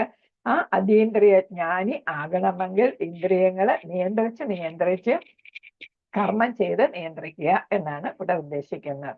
നിർദ്ദിഷ്ട കർമ്മങ്ങൾ ഹൃദയശുദ്ധിക്കും അതിനു പുറമെ സാമൂഹ്യ സമതുലന അവസ്ഥ നിലനിർത്താനും സഹായിക്കും എന്നാണ്. ഹരേ കൃഷ്ണ. മാതാജി. യജ്ഞാർത്ഥാത് കർമ്മണോന്യത്ര ലോകോയം കർമ്മബന്ധനഃ തദർത്ഥം കർമ്മ കൗന്ദേയ മുക്തസംഗ സമാചര. കർമ്മം വിഷ്ണുവിനായുള്ള യജ്ഞം എന്ന നിലയിൽ അനുഷ്ഠിക്കേണ്ടതാണ്. അല്ലെങ്കിൽ അത് മനുഷ്യനെ ഭൗതിക ലോകത്തോട് കൂടുതൽ ബന്ധിപ്പിക്കുകയുള്ളൂ. കുന്തിപുത്ര, നീ നിർദ്ദിഷ്ട കർമ്മങ്ങളെ ഭഗവാന്റെ സംതൃപ്തിക്കായി നിർവഹിക്കൂ. അങ്ങനെ ചെയ്താൽ നിനക്ക് എന്നെന്നും ബന്ധമുക്തനായിരിക്കാം. അപ്പൊ കർമ്മം ചെയ്യാത്തവർ എന്ത് ചെയ്യും? ഭൗതിക ബന്ധനത്തിൽ പെടും എന്നാണ്. പാപമാണത്. ഭൗതിക ബന്ധനത്തിൽ പെട്ട് വീണ്ടും ജനന മരണങ്ങൾ അനുഭവിക്കേണ്ടി വരും. അതുകൊണ്ട് നിന്റെ കർമ്മങ്ങൾ, യജ്ഞം എന്ന് പറയുന്നത് കർമ്മമാണ്, അത് ഭഗവാന് വേണ്ടിയിട്ടുള്ള കർമ്മം അല്ലെങ്കിൽ യജ്ഞം എന്ന നിലയ്ക്ക് അനുഷ്ഠിക്കുക എന്നാണ്. അല്ലെങ്കിൽ എന്ത് ചെയ്യും? വീണ്ടും ഭൗതികതയിൽ മുഴുകേണ്ടി വരും. അപ്പൊ നീ യുദ്ധം ചെയ്യൂ. നിന്റെ നിർദ്ദിഷ്ട കർമ്മം യുദ്ധമാണ്. നീ യുദ്ധം ചെയ്യൂ. അങ്ങനെ നീ കർമ്മ ബന്ധനത്തിൽ നിന്ന് മോചനം നേടൂ എന്നാണ് ഇവിടെ പറയുന്നത്. ഹരേ കൃഷ്ണ. അപ്പൊ നമ്മൾ ഓരോരുത്തരും ദിവസവും ചെയ്യേണ്ട ഓരോ കർമ്മങ്ങളുണ്ട്. അവയെല്ലാം നമ്മൾ ചെയ്തേ പറ്റൂ എന്നാണ് ഇവിടെ ഉദ്ദേശിക്കുന്നത്. യജ്ഞം എന്നാൽ ഭഗവാൻ വിഷ്ണുവിനെ വേണ്ടി അല്ലെങ്കിൽ യാഗാനുഷ്ഠാനം എന്നാണ് അർത്ഥം. യജ്ഞം എന്നാൽ ഭഗവാൻ വിഷ്ണു എന്നാണ് അതിന് അർത്ഥം വരുന്നത്. ഭഗവാൻ തന്നെയാണ് യജ്ഞം. ഇവിടെ നമ്മൾ യജ്ഞം എന്ന് പറയുമ്പോൾ നമ്മൾ കലികാലത്തിലെ നാമയജ്ഞമാണ്. നാമം എന്ന് പറയുന്നത് ഭഗവാൻ തന്നെയാണ്. അപ്പൊ നാമ ജപം അല്ലെങ്കിൽ നാമയജ്ഞം വിഷ്ണു ഭഗവാൻ തന്നെയാണ്. ആ യാഗാനുഷ്ഠാനം അല്ലെങ്കിൽ ആ യജ്ഞം എന്ത് ചെയ്യണം? എല്ലാവരും ഭഗവാന്റെ സംതൃപ്തിക്ക് വേണ്ടി ചെയ്യുക എന്നാണ്. വർണ്ണാശ്രമ വ്യവസ്ഥയുടെ ലക്ഷ്യവും വിഷ്ണുവിനെ തൃപ്തിപ്പെടുത്തലാണ്. ഓരോ വർണ്ണം അല്ലെങ്കിൽ ആശ്രമ വ്യവസ്ഥ നിശ്ചയിച്ചിട്ടുള്ളത് ഭഗവാൻ തന്നെയാണ്. ഇതെല്ലാം ഭഗവാനെ തൃപ്തിപ്പെടുത്തുകയാണ്. അതിലൂടെ ഭഗവാന്റെ സൃഷ്ടികളാണ് ജീവസത്തകളെല്ലാം. എല്ലാ ജീവസത്തകൾക്കും സന്തോഷം വരാനായിട്ട് വേണ്ടിയാണ് ഈ വർണ്ണാശ്രമ വ്യവസ്ഥ സൃഷ്ടിച്ചിരിക്കുന്നത്. വിഷ്ണു പ്രീതിക്ക് വേണ്ടിയാണ് മനുഷ്യൻ കർമ്മം ചെയ്യേണ്ടത്. മറ്റു വിധത്തിലുള്ള ഏത് പ്രവൃത്തിയും ഭൗതിക ലോകത്തിൽ ബന്ധനത്തിന് കാരണമായി തീരും. എന്തെങ്കിലും പാപകർമ്മത്തിന് പുണ്യകർമ്മവുമുണ്ട്. എന്ത് ചെയ്താലും പ്രതികരണങ്ങൾ രണ്ടു തരം ഉണ്ടായിരിക്കും. പ്രതികരണം കർത്താവിനെ ബന്ധത്തിൽപ്പെടുത്തും. അതായത് നമ്മളൊരു കർമ്മം ചെയ്യുന്നു, ചിലപ്പോൾ ഒരു ദാനം ചെയ്യുന്നു എന്ന് വെച്ചോളൂ, ചാരിറ്റി ചെയ്യുന്നു. ആ ചാരിറ്റി ചെയ്യുമ്പോൾ അതിനും ഒരു ഫലം ഉണ്ടാകും. അതിനൊരു പുണ്യഫലമായിരിക്കും കിട്ടുക. പുണ്യഫലം കിട്ടുമ്പോൾ നമ്മൾ എന്ത് ചെയ്യുന്നു? പുണ്യഫലത്തിന്റെ തോതനുസരിച്ച് ഉന്നത ഗ്രഹങ്ങളിൽ പോകും. ഫലം കഴിയുമ്പോൾ വീണ്ടും ഭൂമിയിൽ വരും കർമ്മം ചെയ്യാനായിട്ട്. അതേപോലെ പാപം ചെയ്യുന്നു, ആരെങ്കിലും ഉപദ്രവിക്കുന്നു, ഹിംസിക്കുന്നു ഒക്കെ വരുമ്പോഴത്തേക്ക് പാപഫലം കിട്ടും. അങ്ങനെ അത് അധോലോകത്തോ അല്ലെങ്കിൽ നരകത്തിലോ ഒക്കെ പോകേണ്ടി വരും. ആ പീരീഡ് കഴിയുമ്പോൾ വീണ്ടും ഭൂമിയിൽ ഏതെങ്കിലും ജീവസത്തയായിട്ട് ഏതെങ്കിലും ഒരു ശരീരത്തിൽ ചെയ്ത കർമ്മത്തിന്റെ ഫലം ആയിട്ട് ഉള്ള ഒരു ശരീരം ലഭിക്കും. അങ്ങനെ വീണ്ടും ഭൂമിയിൽ തന്നെ എത്തും എന്നാണ് ഇവിടെ പറയുന്നത്. അപ്പൊ ഏത് കർമ്മം ചെയ്താലും അതിന് പാപമാണോ പുണ്യമാണോ രണ്ടും കിട്ടും. ആ പ്രതികരണങ്ങൾ ഏത് തരം പ്രതികരണം കർത്താവിനെ ബന്ധനത്തിൽ പെടുത്തും. അപ്പം വീണ്ടും ഭൂമിയിൽ ജനിക്കേണ്ടി വരും എന്നാണ്. കൃഷ്ണാവബോധത്തോടെ കർമ്മം നിർവഹിച്ചുകൊണ്ടിരിക്കുന്നയാൾ മുക്താവസ്ഥയിലാണ്. എന്ന് വെച്ചാൽ ഏതാണ് മുക്താവസ്ഥ എന്ന് പറയുമ്പോൾ നമ്മളിവിടെ കർമ്മങ്ങൾ ചെയ്യുന്നു, ഭൗതികതയിൽ നിൽക്കുന്നു, പക്ഷെ നമ്മൾ എന്തെല്ലാം ഭൗതിക ബന്ധനത്തിലല്ല എന്നാണ് മുക്ത അവസ്ഥ കൊണ്ട് ഉദ്ദേശിക്കുന്നത്. അപ്പൊ നമ്മൾ ഭഗവാനിലാണ് മനസ്സ് ഹൃദയവും എല്ലാം കേന്ദ്രീകരിച്ചിരിക്കുന്നത്. ഇവിടെ ഭൗതികതയിൽ നമ്മുടെ ശരീരം കാണുന്നു എന്ന് മാത്രമേ ഉള്ളൂ. അപ്പൊ കൃഷ്ണാവബോധത്തോടെ ചെയ്യുകയാണെങ്കിൽ നമ്മൾ മുക്താവസ്ഥയിലാണ് ചെയ്യുന്നത്, കർമ്മങ്ങൾ ചെയ്യുന്നത്. അപ്പം പാപപുണ്യ ഫലങ്ങൾ അനുഭവിക്കേണ്ടി വരത്തില്ല. കൃഷ്ണാവബോധത്തോടുള്ള പ്രവർത്തനങ്ങൾ കർമ്മഫലങ്ങളിൽ നിന്നും മുക്തി നേടി ഒരാളെ ദിവ്യപ്രോക്തമായ ഭഗവത് സേവനത്തിലേക്ക് ഉയർത്തുകയും ഭഗവത് ധാമത്തിലേക്ക് എത്താൻ യോഗ്യനാക്കുകയും ചെയ്യും. അപ്പൊ കൃഷ്ണാവബോധത്തോടെ നമ്മൾ പ്രവർത്തനങ്ങൾ ചെയ്യുകയാണെങ്കിൽ, ഭക്തിയുത സേവനങ്ങൾ ചെയ്യുകയാണെങ്കിൽ അത് എന്തായിട്ട് മാറുന്നു? ക്രമേണ നമ്മൾ ആത്മസാക്ഷാത്കാരം നേടുന്ന അവസ്ഥയിലോട്ട് പുരോഗമിക്കുന്നു. എന്നിട്ട് നമുക്ക് എന്ത് ചെയ്യാൻ പറ്റും? ഭഗവത് ധാമത്തിലെത്താനും സാധിക്കും എന്നാണ്. അപ്പം ഭക്തിയുത സേവനം നമ്മളെ കൃഷ്ണാവബോധത്തിലേക്ക് എത്തിക്കുന്നു, അവിടെ നിന്ന് ആത്മസാക്ഷാത്കാരത്തിലേക്ക് എത്തിക്കുന്നു, അവിടെ നിന്ന് ഭഗവത് ധാമത്തിലേക്ക് എത്തിക്കുന്നു. അതാണ് ഇവിടെ പറഞ്ഞിരിക്കുന്നത്. അടുത്ത മുക്താവസ്ഥ എന്ന് പറയുമ്പം ഏതാണ്? ഒരു റിയാക്ഷനും കാണത്തില്ല എന്നാണ്. നമ്മൾ ചെയ്യുന്ന കർമ്മങ്ങൾക്ക് ഒരു ഫലവും കാണത്തില്ല.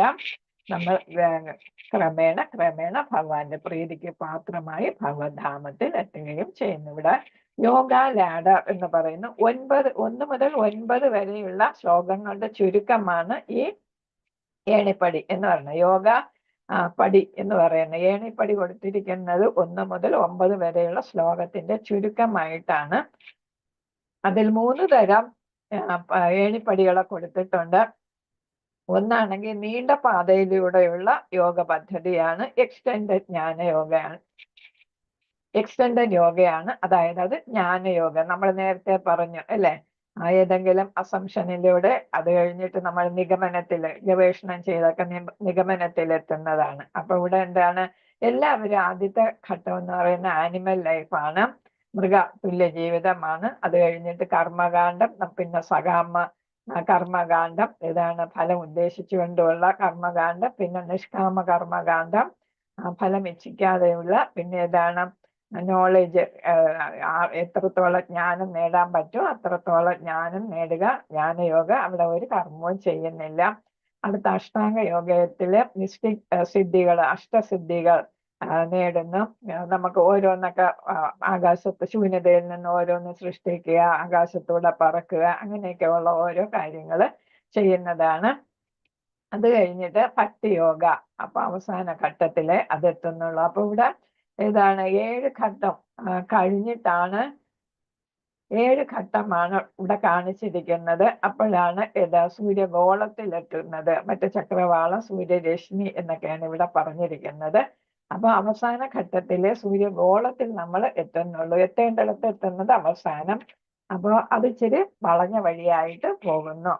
അടുത്തത് ഇവിടെ രണ്ടാമത്തത് പറയുന്ന പ്രോഗ്രസീവ് എന്ന് വെച്ചാൽ പുരോഗതിയുള്ള, ക്രമേണ പുരോഗതി നേടി വരുന്ന യോഗയാണ് രണ്ടാമത്തത്. അത് ബുദ്ധിയോഗ അല്ലെങ്കിൽ നിഷ്കാമ കർമ്മ യോഗയാണ് അവിടെ ഉദ്ദേശിച്ചിരിക്കുന്നത്. ഇവിടെ അത് ഏതാണ്? ആദ്യത്തത് മൃഗതുല്യമായിട്ടുള്ള ജീവിതം, പിന്നെ കർമ്മകാന്ഡം, പിന്നെ സകാമ കർമ്മകാന്ഡം, പിന്നെ നിഷ്കാമ കർമ്മകാന്ഡം. അവിടെ ഭക്തി. സാധന എന്ന് വെച്ചാൽ പ്രാക്ടീസ് ചെയ്യുക, പ്രായോഗിക തലത്തിലെ ഭക്തിയെ പ്രാക്ടീസ് ചെയ്യുന്നതാണ്. അത് കഴിഞ്ഞ് അങ്ങനെ ചെയ്ത് നമ്മൾ എന്ത് ചെയ്യുന്നു? Devotee with no desires for personal interest. അപ്പൊ വ്യക്തിപരമായിട്ടുള്ള താല്പര്യങ്ങളൊന്നും കാണാതെ ഭഗവാനെ ഭക്തി ചെയ്യുന്ന അവസ്ഥയാണ് സാധന, ഭക്തി ചെയ്യുന്നതാണ്. അടുത്ത ഭാവ ഭക്തിയാണ്. നമ്മൾ 5 ഭാവത്തിലെ ഭഗവാനെ നമുക്ക് പിന്നെ ഭക്തി ചെയ്യാം. എന്താണ്? ശാന്തഭാവത്തിലും, പിന്നെ വാത്സല്യ ഭാവത്തിലും, സാഖ്യ ഭാവത്തിലും, ദാസ്യഭാവത്തിലും, മാധുര്യ ഭാവത്തിലും ഒക്കെ ചെയ്യാം. അതിലേതെങ്കിലും ഒരു ഭാവത്തിലായിരിക്കും നമ്മൾ ചെയ്യുക. അവസാനത്തതാണ് രാധയുടെയും അതുപോലെ തന്നെ ഗോപികമാരുടെയും പ്രേമഭക്തി എന്ന് പറയുന്നത്. അപ്പൊ അങ്ങനെ ഇവിടെ ഏതാണ്? ഒന്നുകൂടെ കുറഞ്ഞിട്ടുണ്ട് അല്ലെ. അപ്പൊ 6 ഘട്ടമാണ് ഇവിടെ കൊടുത്തിരിക്കുന്നത്. അവസാനത്തതില് ഏതാണ്? എക്സ്പ്രസ് എലിവേറ്റർ, ദ്രുതഗതിയിലുള്ള, നമ്മളേതാ ലിഫ്റ്റിൽ പോകുന്ന, എലിവേറ്ററിൽ കൂടെ പോകുന്ന പോലെ നമുക്ക് അങ്ങ് എത്താവുന്നതാണ് ഭഗവാന്റെ അടുത്ത്. ഇവിടെ അനിമൽ ലൈഫിൽ നിന്ന് തുടങ്ങുന്നു. അപ്പൊ ഇവിടെ കർമ്മകാന്ഡം, സകർമ്മ, നിഷ്കാമ ഒന്നും വേണ്ട. ഏതാണ്? സത്സംഗത്തിലൂടെ, ശുദ്ധഭക്തരുടെ സത്സംഗത്തിലൂടെ നമുക്ക് എന്ത് ചെയ്യാം? ഭക്തി പ്രാക്ടീസ് ചെയ്യാം, സാധനാ ഭക്തി ചെയ്യാം, പ്രാക്ടീസ് ചെയ്യാം. അത് കഴിഞ്ഞിട്ട് സാധനാ ഭക്തിയിലൂടെ ഏതെങ്കിലും ഒരു ഭാവത്തിൽ നമ്മൾ എത്തും. ഒന്ന് രാധാറാണിയുടെ ഭാവം, അല്ലെങ്കിൽ പിന്നെ ആരുടെയാണ്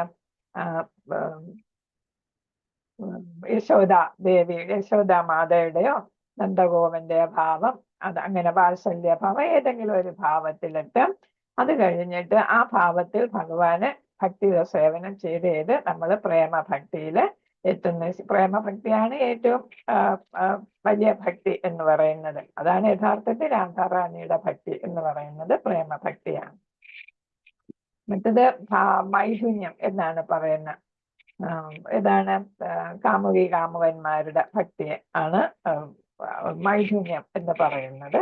ശരിക്കുള്ള പ്രേമഭക്തിയാണ് രാധാറാണിയുടെ ഭക്തി എന്ന് പറയുന്നത്. അങ്ങനെ അപ്പൊ നമുക്ക് ഏത് വേണം എന്നുള്ളത് നമ്മൾ നിശ്ചയിക്കുക. എക്സ്പ്രസ് എലിവേറ്റർ വേണം, ദ്രുതഗതിയിൽ പോണോ, പതുക്കെ പതുക്കെ പോയാൽ മതിയോ, അല്ലെങ്കിൽ നീണ്ട തരത്തിൽ പോണോ എന്നുള്ളത് നമ്മൾ നിശ്ചയിക്കണം. എന്താണെങ്കിലും ഉയർന്ന പടിയുടെ മുകളിൽ എത്തുകയാണ് എല്ലാവരുടെയും ലക്ഷ്യം. ഇവിടെ പ്രഭുപാദ പറയുന്നു, കലികാലത്തിൽ നമുക്ക് പറ്റുന്നത് നാമസങ്കീർത്തന യജ്ഞമാണ്. ചൈതന്യ മഹാപ്രഭു നിർദ്ദേശിച്ച നാമസങ്കീർത്തന യജ്ഞമാണ് നമുക്ക് ഈ കലികാലത്തിൽ സാധ്യമായ യജ്ഞം എന്നാണ് പ്രഭുപാദർ പറയുന്നത്. അപ്പൊ ഇവിടെ ഏതാണ് ഭഗവാൻ ഭഗവത്ധാമത്തിൽ എത്താനായിട്ട് ഒരു അവസരം നൽകുകയാണ് എല്ലാവർക്കും. ഭഗവാനെ തൃപ്തിപ്പെടുത്തി യജ്ഞങ്ങൾ ചെയ്ത് ഏതാണ് യജ്ഞ ഗുണങ്ങൾ അനുഭവിച്ച് ഭൗതിക പ്രപഞ്ചത്തെ സന്തോഷിച്ച് സുഖിച്ചുമൊക്കെ ജീവിച്ച് ഹൃദയത്തെ പരിശുദ്ധമാക്കി എന്ത് ചെയ്യണം, ഓരോ ഭാവത്തിൽ ആരാധിച്ച് ഭഗവാനെ പ്രാപിക്കാൻ ശ്രമിച്ച് അങ്ങനെ നമ്മൾ പ്രേമഭക്തിയിൽ എത്താനായിട്ട് ശ്രമിക്കുക എന്നാണ് ഇവിടെ പറയുന്നത്. അപ്പൊ ഇവിടെ ചൈതന്യ മഹാപ്രഭുവിന്റെ ഹരേ കൃഷ്ണ മഹാമന്ത്രമാണ് പ്രഭുപാദർ നിർദ്ദേശിച്ചിരിക്കുന്നത്. ഹരേ കൃഷ്ണ മാതാജി. ഹരേ കൃഷ്ണ. സഹ യജ്ഞ പ്രജാ സൃഷ്ട്വാ പുരോവാച പ്രജാപതിഃ അനേന പ്രസവിഷ്യത്വം ഏഷവോ അസ്തിഷ്ടകാമ. കൃഷ്ണ സൃഷ്ടിയുടെ ആരംഭത്തെ പ്രജാപതി ദേവന്മാരെയും മനുഷ്യരെയും ഒപ്പം തന്നെ വിഷ്ണുവിനായുള്ള യജ്ഞങ്ങളെ ഉൽപ്പാദിപ്പിച്ച ശേഷം അവരെ ഇങ്ങനെ ആശീർവദിച്ചു, യജ്ഞങ്ങളെ കൊണ്ട് നിങ്ങൾ സന്തുഷ്ടരാകുക, മോക്ഷപ്രാപ്തിക്കും സുഖജീവിതത്തിനും വേണ്ടുന്നതെല്ലാം ഇതിൽ നിന്ന് കിട്ടാം. അപ്പം പല പല യജ്ഞങ്ങളെ കുറിച്ച് പറയുന്നുണ്ട്, അതെല്ലാം വേദങ്ങളിൽ പറയുന്നുണ്ട്. ഭഗവാൻ തന്നെ അതെല്ലാം വേദങ്ങൾ ഭഗവാൻ തന്നെ സൃഷ്ടിച്ചതാണ്. പ്രജാപതി എന്ന് പറയുന്നത് ഭഗവാൻ ശ്രീകൃഷ്ണനെയാണ് ഉദ്ദേശിക്കുന്നത്. അപ്പൊ മനുഷ്യരെയും ദേവന്മാരെയും എല്ലാം സൃഷ്ടിച്ചപ്പോൾ അതിനോട് ഒപ്പം തന്നെ യജ്ഞങ്ങളെയും സൃഷ്ടിച്ചു. എന്നിട്ട് പറഞ്ഞു, യജ്ഞങ്ങൾ ചെയ്ത് നിങ്ങൾ സന്തുഷ്ടരാകുക, മോക്ഷപ്രാപ്തി നേടുക.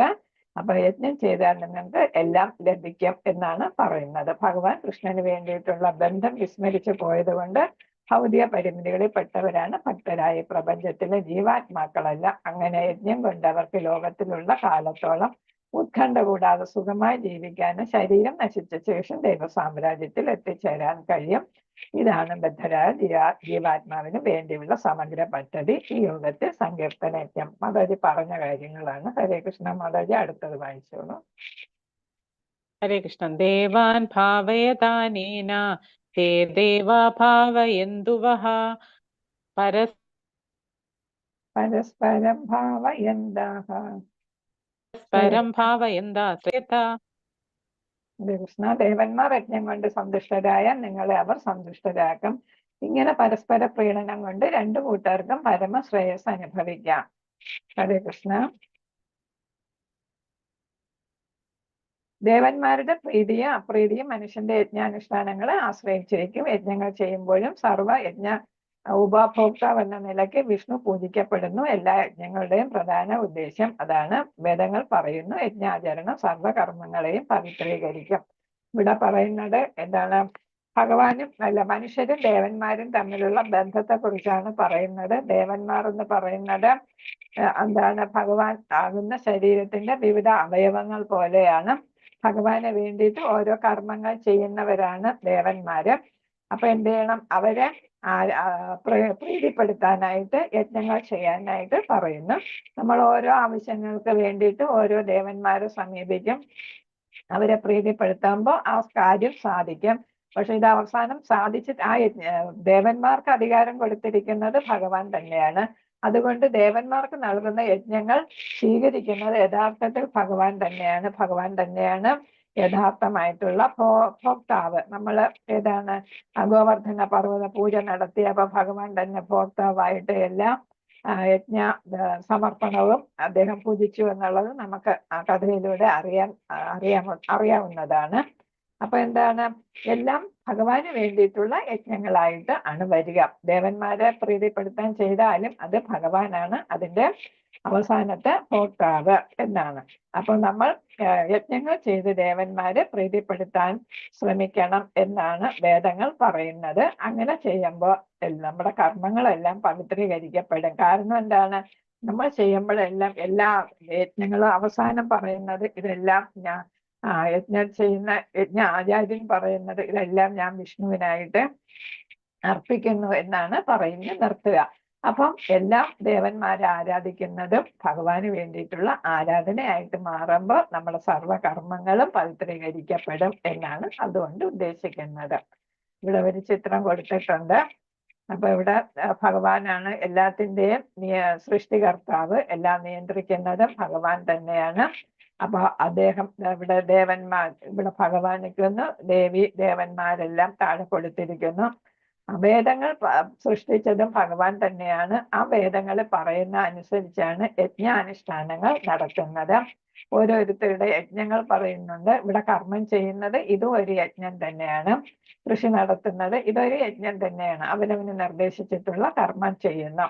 ആ യജ്ഞത്തിലൂടെ എന്ത് ചെയ്യുന്നു, ഇതൊരു യജ്ഞം. പിന്നെ എന്താണ്, നമ്മളല്ലാതെ ചെയ്യുന്നതും സാക്രിഫൈസ് എന്ന് പറയുന്ന അതും ഒരു യജ്ഞം തന്നെയാണ്. അപ്പൊ എല്ലാ യജ്ഞവും ഭഗവാന് ഓരോ ദേവന്മാർക്ക് വേണ്ടിയാകാം, ഭഗവാന് വേണ്ടിയാകാം. അപ്പൊ ദേവന്മാരെല്ലാം പ്രസാദിച്ച് അവരവരുടെ കഴിവനുസരിച്ച് അല്ലെങ്കിൽ അവരവർക്ക് നിർദ്ദേശിച്ചിട്ടുള്ള പവർ അനുസരിച്ച് എന്ത് ചെയ്യുന്നു, നമുക്ക് അനുഗ്രഹങ്ങൾ നൽകുന്നു. അങ്ങനെയാണ് മഴയും വെയിലും എല്ലാം വരുന്നത്. കാറ്റ്, വായു എല്ലാം അങ്ങനെയാണ് ലഭിക്കുന്നത്.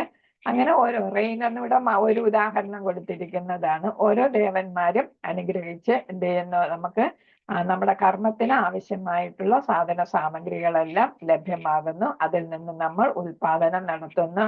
ഉൽപാദനത്തിന്റെ ഫലമാണ് ഈ ഗ്രെയിൻസ്, ധാന്യങ്ങൾ എന്ന് പറയുന്നത്. ആ ധാന്യങ്ങൾ കൊണ്ട് നമ്മൾ ഭക്ഷണം ഉണ്ടാക്കുന്നു. ഈ ഭക്ഷണം ഭഗവാന് നിവേദ്യമായിട്ട് അർപ്പിക്കുന്നു. അങ്ങനെ ദേവന്മാർക്ക് അർപ്പിച്ചാലും അത് ഭഗവാന് തന്നെയാണ് കിട്ടുന്നത്. അങ്ങനെ എന്ത് ചെയ്യുന്നു, ദേവന്മാരിലൂടെ ഭഗവാൻ നമ്മളെ അനുഗ്രഹിക്കുകയാണ് ചെയ്യുന്നത്. ഇതാണ് സൈക്കിൾ ഓഫ് സാക്രിഫൈസ്, യജ്ഞത്തിന്റെ ഒരു പ്രക്രിയ എന്ന് പറയും. സൈക്കിൾ എന്ന് വെച്ചാൽ പ്രക്രിയ. അപ്പൊ ഭഗവാന്റെ എന്ത് ചെയ്യണമെന്ന് ഭഗവാൻ വേദങ്ങളിലൂടെ നമുക്ക് അറിയിക്കുന്നു. അതനുസരിച്ച് നമ്മൾ കർമ്മം എന്ന് പറയുന്നത് യജ്ഞമാണ്, അത് ചെയ്യുന്നു. അതിൽ പ്രീതരായ ദേവന്മാരും ഭഗവാനും നമുക്ക് എന്ത് ചെയ്യുന്നു, ഉൽപാദനത്തിനും മറ്റും ആവശ്യമായ കാര്യങ്ങളെല്ലാം ചെയ്യുന്നു. നമ്മൾ ഉൽപാദിപ്പിക്കുന്നു. ഉൽപാദനം നമ്മൾ എന്ത് ചെയ്യുന്നു, ഫുഡ് മെറ്റീരിയൽസ് ആയിട്ട് മാറ്റുന്നു. അത് ആരാണോ തന്നത് അവർക്ക് അർപ്പിക്കുകയാണ് ചെയ്യുന്നത്. അപ്പൊ ദേവനാണെങ്കിലും ഭഗവാനാണെങ്കിലും നമ്മൾ അർപ്പണങ്ങൾ ചെയ്യണം എന്നാണ് പറയുന്നത്. അർപ്പണം ചെയ്തില്ലെങ്കിൽ അതെന്തായിട്ട് മാറും, പാപമാകും, ചീറ്റിംഗ് ആകും. ഹരേ കൃഷ്ണ. അപ്പൊ നമ്മൾ എന്ത് ചെയ്യുക, ഭഗവാന് അല്ലെങ്കിൽ പിന്നെ നമുക്ക് എല്ലാം നൽകിയ ഭഗവാനും ദേവന്മാർക്കും നമ്മൾ കൃതജ്ഞത അർപ്പിക്കണം എന്നാണ് ഇവിടെ പറയുന്നത്. നിങ്ങളുടെ പ്രകടനത്തിലൂടെ വേദങ്ങളിൽ പറഞ്ഞിരിക്കുന്നത് പോലെ എല്ലാ പ്രവർത്തനങ്ങളും ശുദ്ധീകരിക്കപ്പെടുന്നു. യജ്ഞത്തിന്റെ ഒരാളുടെ ഭക്ഷണ സാധനങ്ങൾ വിശുദ്ധീകരിക്കപ്പെടുന്നു. വിശുദ്ധീകരിക്കപ്പെട്ട ഭക്ഷണ വസ്തുക്കൾ കഴിക്കുന്നതിലൂടെ നമ്മുടെ നിലനിൽപ്പ് ശുദ്ധമാകും. അസ്തിത്വത്തെ ശുദ്ധീകരിക്കുന്നതിലൂടെ ബുദ്ധി ശുദ്ധമാകുന്നു. ബുദ്ധി വിശുദ്ധീകരിക്കപ്പെടുമ്പോൾ മോക്ഷപാതയെക്കുറിച്ച് ചിന്തിക്കുന്നു. അവയെല്ലാം കൂടി ചേർന്ന് ഇന്നത്തെ സമൂഹത്തിന്റെ വലിയ ആവശ്യമായ കൃഷ്ണാവബോധത്തിലേക്ക് നയിക്കുന്നു. അപ്പൊ ആ സൈക്കിൾ, ആ ചക്രം ഓരോന്നായിട്ട് ഇവിടെ പറയുകയാണ് ചെയ്യുന്നത്. വേദങ്ങളിൽ പറയുന്ന കാര്യങ്ങൾ ചെയ്യുന്നു. പിന്നെന്താണ്, നമുക്ക് ഭക്ഷണ സാധനം കിട്ടുന്നു, അതെല്ലാം ശുദ്ധമാകുന്നു. അത് കഴിക്കുമ്പോൾ നമ്മുടെ മനസ്സും ഹൃദയവും ശരീരവും എല്ലാം ശുദ്ധമാകുന്നു. ബുദ്ധി വികസിക്കുന്നു. ബുദ്ധി വികസിച്ച് മോക്ഷത്തെക്കുറിച്ച് ചിന്തിക്കാനായിട്ട് നമുക്ക് സാധിക്കുന്നു. അങ്ങനെ നമ്മൾ കൃഷ്ണാവബോധത്തിലേക്ക് വരുന്നു. ഹരേ കൃഷ്ണ മാതാജി. അടുത്ത ശ്ലോകം. ഹരേ കൃഷ്ണ. इष्टान् भोगान् हि वो देवा दास्यन्ते यज्ञभाविताः तैर्दत्तान् अप्रदायैभ्यो यो भुङ्क्ते तेन एव सः. ഹരികൃഷ്ണ ഇപ്പൊ പറഞ്ഞ കാര്യങ്ങൾ തന്നെയാണ് ആവശ്യങ്ങളുടെ ചുമതല വഹിക്കുന്ന ദേവന്മാർ സന്തുഷ്ടരായി നമുക്കെല്ലാം നൽകും. മാതാജി, ഭഗവാന്റെ മാഹാത്മ്യം അറിയാത്തവർക്കാണ് ദേവന്മാർക്കുള്ള യജ്ഞം വിധിക്കപ്പെട്ടിരിക്കുന്നത്. എന്ന് വെച്ചാൽ ഭഗവാന് നമുക്ക് മനസ്സിലായാൽ പിന്നെ ദേവന്മാരെ പ്രാർത്ഥിക്കേണ്ട കാര്യമില്ല. കാരണം എന്താണ്? ഭഗവാന്റെ ഓരോ അവയവങ്ങളാണ് ഈ ദേവന്മാർ, അല്ലെങ്കിൽ ഓരോ കർമ്മങ്ങൾ ചെയ്യാൻ നിർദ്ദേശിക്കപ്പെട്ടിരിക്കുന്നവരാണ് ദേവന്മാർ. അപ്പൊ ഭഗവാനെ കുറിച്ചുള്ള ജ്ഞാനമുണ്ട്, ഭക്തി ഉണ്ടെങ്കിൽ പിന്നെ നമ്മൾ ഈ യജ്ഞങ്ങൾ ചെയ്യേണ്ട കാര്യമില്ല. പഞ്ചമഹായജ്ഞങ്ങൾ സാധാരണ എല്ലാവരും ചെയ്യേണ്ടതാണ്.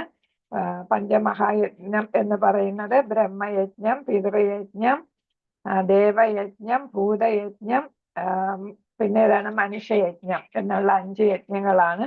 എന്ന് വെച്ചാൽ വേദ റെസിറ്റേഷൻ ചെയ്യുക, പിന്നെ പിതൃക്കളെ ആരാധിക്കുക, പിന്നെ ദേവന്മാർക്ക് എല്ലാം അർപ്പിക്കുക, പിന്നെ ഏതാണ് ഭൂതപ്രേതാദികൾക്ക് വേണ്ടിയിട്ട് ചെയ്യുക. നമ്മൾ കാക്കയ്ക്കൊക്കെ ആഹാരം കൊടുക്കുന്നത് അതായിട്ടാണ് വരിക.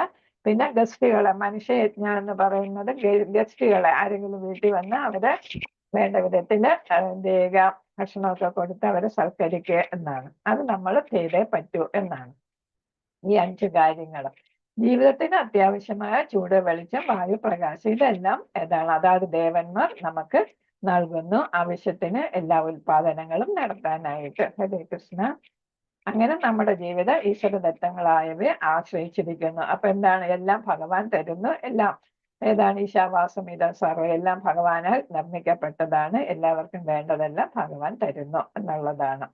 അപ്പൊ അങ്ങനെ അവയെ ഉപയോഗിച്ചുകൊണ്ട് ആത്മസാക്ഷാത്കാരം നേടാൻ ശ്രമിക്കാതെ ഭൗതിക അസ്തിത്വത്തിൽ അധികം കുടുങ്ങി പോകുന്നവർക്ക് ചോരന്മാർക്ക് അനുയോജ്യമായ ശിക്ഷാപ്രകൃതി നിയമം അനുസരിച്ച് കിട്ടാം. അപ്പൊ നമുക്ക് ശിക്ഷ കിട്ടും. കണ്ട പ്രകൃതി നിയമം അനുസരിച്ച് ശിക്ഷ കിട്ടുമെന്നാണ് പറയുന്നത്. അപ്പൊ നമ്മളൊരു കൃതജ്ഞത ഉണ്ടാകണം, അല്ലെ? ദേവന്മാർ തന്നു, അല്ലെങ്കിൽ ഭഗവാൻ തന്നു, പക്ഷെ തിരിച്ച് നമ്മൾ എന്താണ് നിവേദ്യം അർപ്പിക്കാതെ എല്ലാം നമ്മൾ സ്വയം ഭക്ഷിക്കുകയാണെങ്കിൽ, പ്രസാദമായിട്ട് ഭക്ഷിക്കാതെ നമ്മളെല്ലാം സ്വയം ഭക്ഷിക്കുകയാണെങ്കിൽ നമ്മൾ ചോരന്മാരാണ്. നമുക്ക് തന്ന അവരുടെ മുതൽ നമ്മൾ കട്ട് തിന്നുന്നു എന്നാണ്. അവരാണ് ഇതെല്ലാം തന്നത്.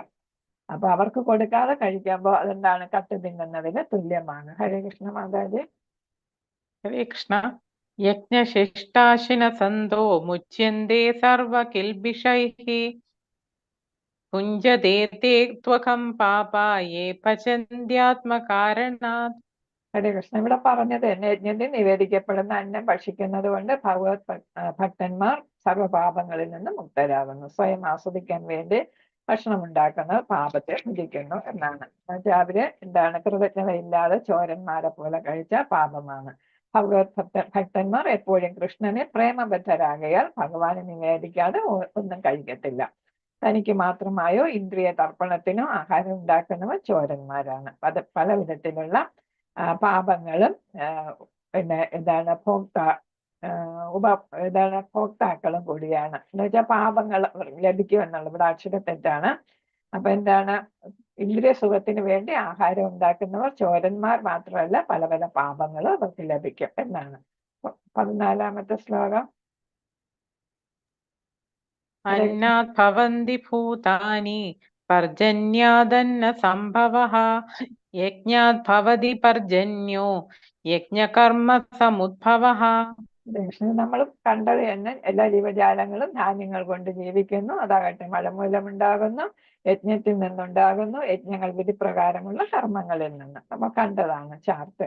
മനുഷ്യന് ഭക്ഷ്യയോഗ്യമായത് ധാന്യങ്ങളും പച്ചക്കറികളുമാണ്. അതുകൊണ്ട് കൃഷി ചെയ്ത ഭൂമിയിലെ ഉൽപ്പന്നങ്ങളെയാണ്, ഫാക്ടറികളിലെ ഉൽപ്പന്നങ്ങളെയല്ല നിലനിൽപ്പിനായി നമ്മൾ ആശ്രയിക്കേണ്ടത്. ഇവിടെ പ്രഭുപാദർ എടുത്ത് പറയുന്നത് നോൺ വെജിറ്റേറിയൻ ഫുഡ് ഒഴിവാക്കുക, പിന്നെ ഫാക്ടറികളിൽ നിന്ന് ബിസ്ക്കറ്റ്, ബ്രെഡ് ഇതൊക്കെ നമ്മൾ ഒഴിവാക്കണമെന്നാണ് പറയുന്നത്. നമ്മൾ പാചകം ചെയ്ത് നമ്മൾ ഭക്ഷണം കഴിക്കണം ഭഗവാൻ അർപ്പിച്ചിട്ട്.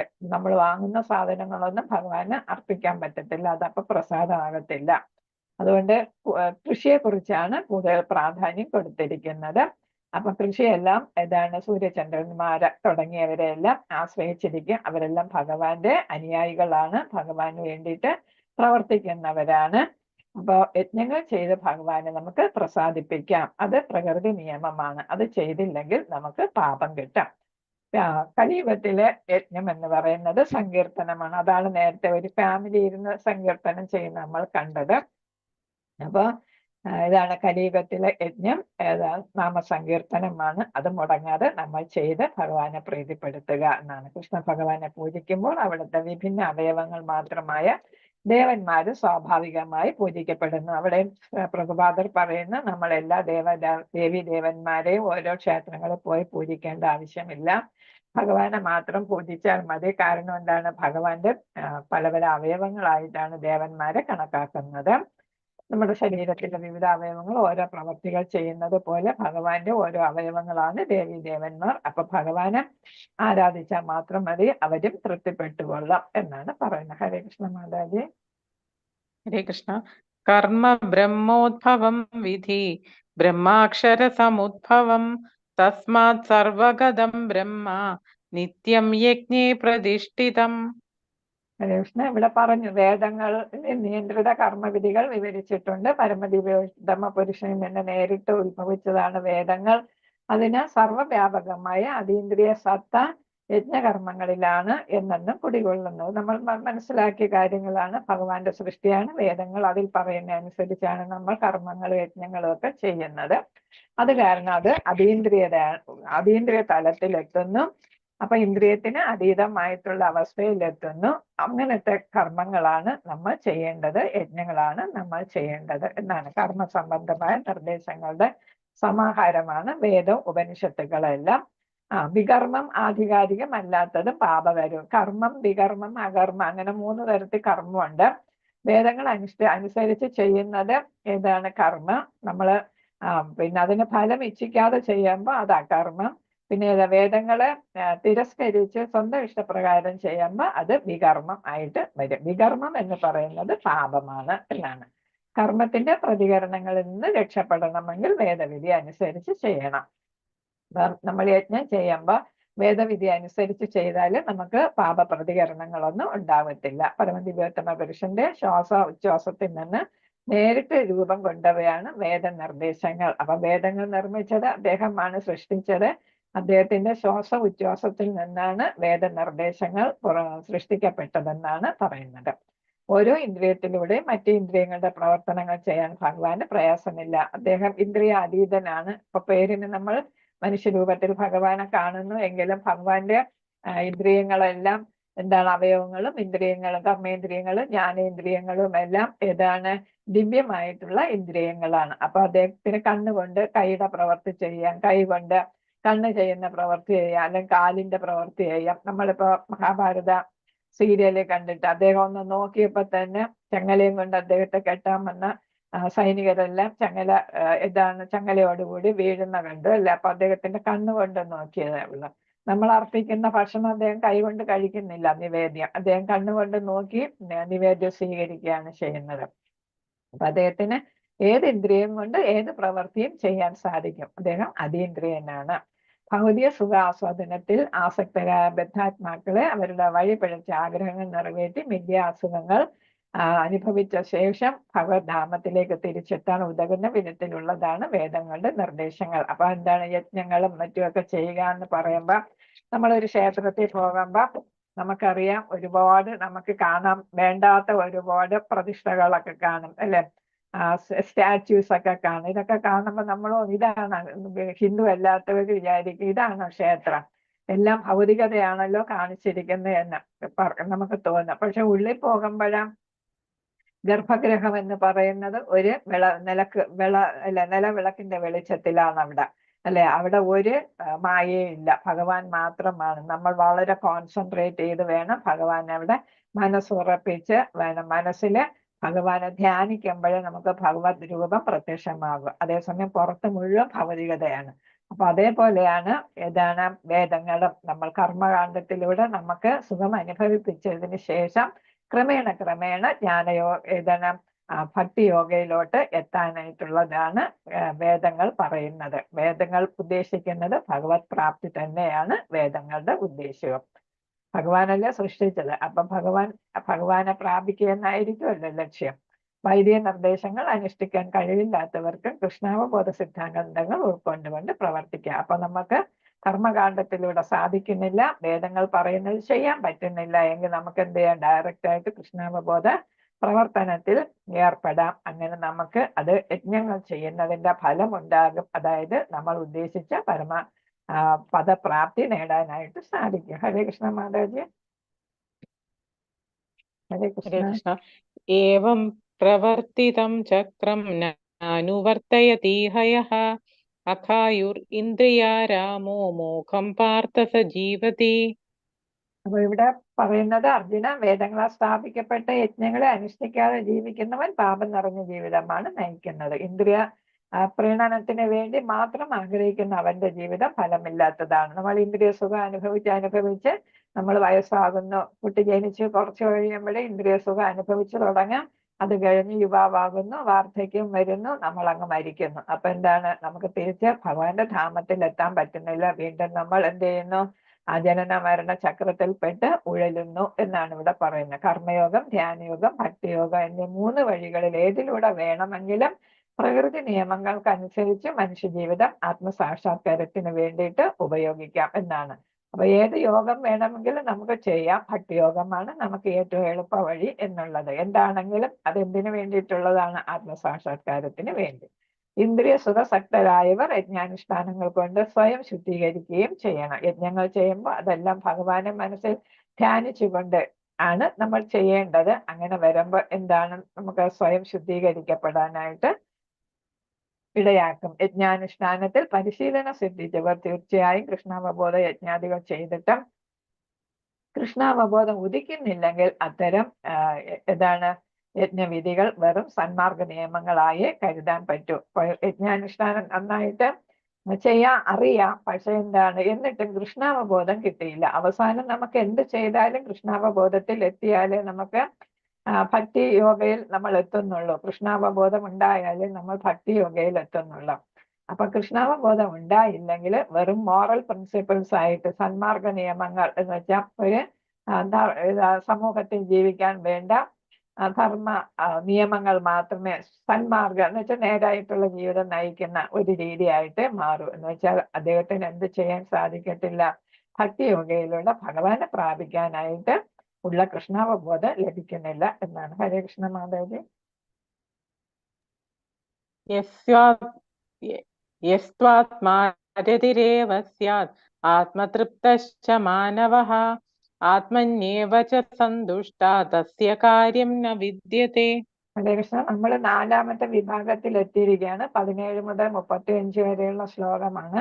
അവിടെ ഉത്തമ മാതൃക കാണിച്ചു കൊടുക്കാനാണ് ഭഗവാൻ പറയുന്നത്. നിഷ്കാമ കർമ്മയോഗത്തിൽ എത്തിയ ആൾക്ക് എന്ത് വേണ്ട?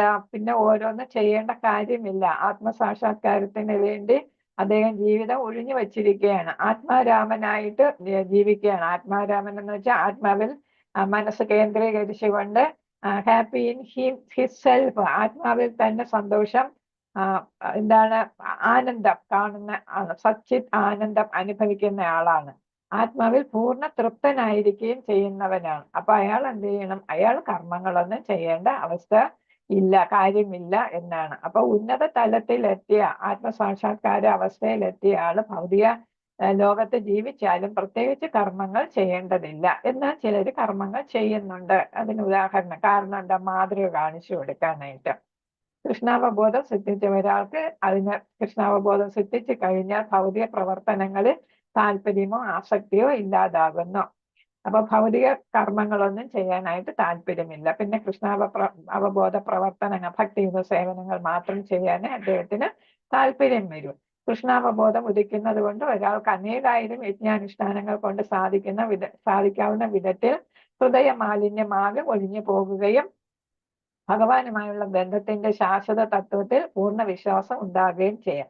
അപ്പൊ ശരിയായിട്ടുള്ള കൃഷ്ണാവബോധം ഉണ്ടായി കഴിയുമ്പോൾ ഭഗവാനെ യഥാർത്ഥത്തിൽ മനസ്സിലാക്കിയ ആളാണ്. അപ്പൊ അദ്ദേഹം എന്താണ്? എത്ര യജ്ഞങ്ങൾ ചെയ്താൽ നേടാവുന്ന എല്ലാ കാര്യങ്ങളും അദ്ദേഹം കൃഷ്ണാവബോധം കൊണ്ട് മാത്രം നേടുന്നു എന്നാണ് പറയുന്നത്.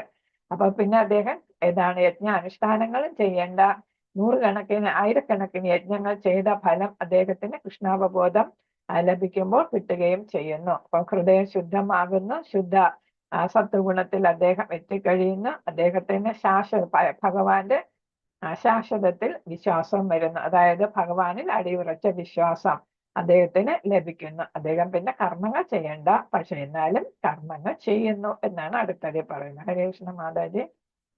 നൈവ തസ്യ കൃതയനാർത്ഥോ ന കൃതേനേഹ കശ്ചന ന ചാസ്യ സർവഭൂതേഷു കശ്ചിദർത്ഥ വ്യപാശ്രയഃ. കൃഷ്ണ ഇവിടെ പറയുന്ന ആത്മസാക്ഷാത്കാരം സിദ്ധിച്ചയാള് എന്ത് ചെയ്യുന്നു? തനിക്ക് വിധിക്കപ്പെട്ട കർത്തവ്യങ്ങൾ നിറവേറ്റുന്നത് കൊണ്ട് നേടാനായിട്ടൊന്നുമില്ല. കാരണം എന്താ? കൃഷ്ണാവബോധം വന്നു കഴിഞ്ഞു, ആത്മസാക്ഷാത്കാരം കഴിഞ്ഞു, ലഭിച്ചു കഴിഞ്ഞു. പിന്നെ അദ്ദേഹത്തിന് ഒന്നും നേടാനില്ല. കാരണം എന്താണ്? അദ്ദേഹം ഭഗവാനിൽ ആശ്രയിച്ച് ജീവിക്കുകയാണ്. അപ്പൊ ഭൗതികമായിട്ടുള്ള ഒരു കാര്യത്തിലും അദ്ദേഹം ശ്രദ്ധ വേണ്ട. അദ്ദേഹത്തിന് ആരെയും ആശ്രയിക്കേണ്ടതില്ല. ഭൗതികതയിൽ നിന്ന് അയാൾ എന്ത് ചെയ്യുന്നു? ശരിക്കും മുക്തി നേടിക്കഴിഞ്ഞ ആളാണ്. കൃഷ്ണാവബോധവാനായ ഭക്തൻ ദേവന്മാരിലോ മനുഷ്യരിലോ അഭയം തേടുകയില്ല. ആത്മജ്ഞാനിക്ക് വിധിവിഹിതമായ ഒരു കർമ്മവും ചെയ്യേണ്ട ആവശ്യമില്ല. ഭൗതിക ലോകത്ത് അദ്ദേഹം കർമ്മം ഒന്നും ചെയ്യേണ്ട കാര്യമില്ല എന്നാണ് അടുത്ത. ഹരേ കൃഷ്ണ മാതാജി. തസ്മാദസക്ത സതതം കാര്യം കർമ്മ സമാചര അസക്തോ ഹ്യാചരൻ കർമ്മ പരമാപ്നോതി പുരുഷഃ. അപ്പൊ ഇവിടെ ആത്മസാക്ഷാത്കാരം കിട്ടിയ ആളിന്റെ കാര്യമാണ് പറയുന്നത്. കർമ്മഫലാംശം കൂടാതെ കടമ എന്ന നിലയ്ക്ക് കർത്തവ്യം നിറവേറ്റി നിഷ്കാമ പ്രവർത്തനം ഭക്തനെ എന്തായിരുന്നു? പരമപദത്തിൽ എത്താനായിട്ട് അദ്ദേഹത്തിന് ഇടയാക്കും എന്നാണ്. പരമപദം എന്നാൽ എന്താണെന്ന് ഇവിടെ പറയുന്നു. ഭക്തന്മാർക്ക് ഭഗവാനെ പ്രാപിക്കുക എന്നതാണ് പരമപദം. അതേസമയം അവ്യക്തഗതവാദികൾക്ക് മുക്തി എന്നാണ് പരമപദം. 5 തരത്തിലുള്ള മുക്തിയെ കുറിച്ച് പറയുന്നുണ്ട്. അപ്പോൾ ആ തരം മുക്തികൾ നേടണം എന്നായിരിക്കും അവ്യക്തിഗതവാദികൾ ആഗ്രഹിക്കുന്നത്.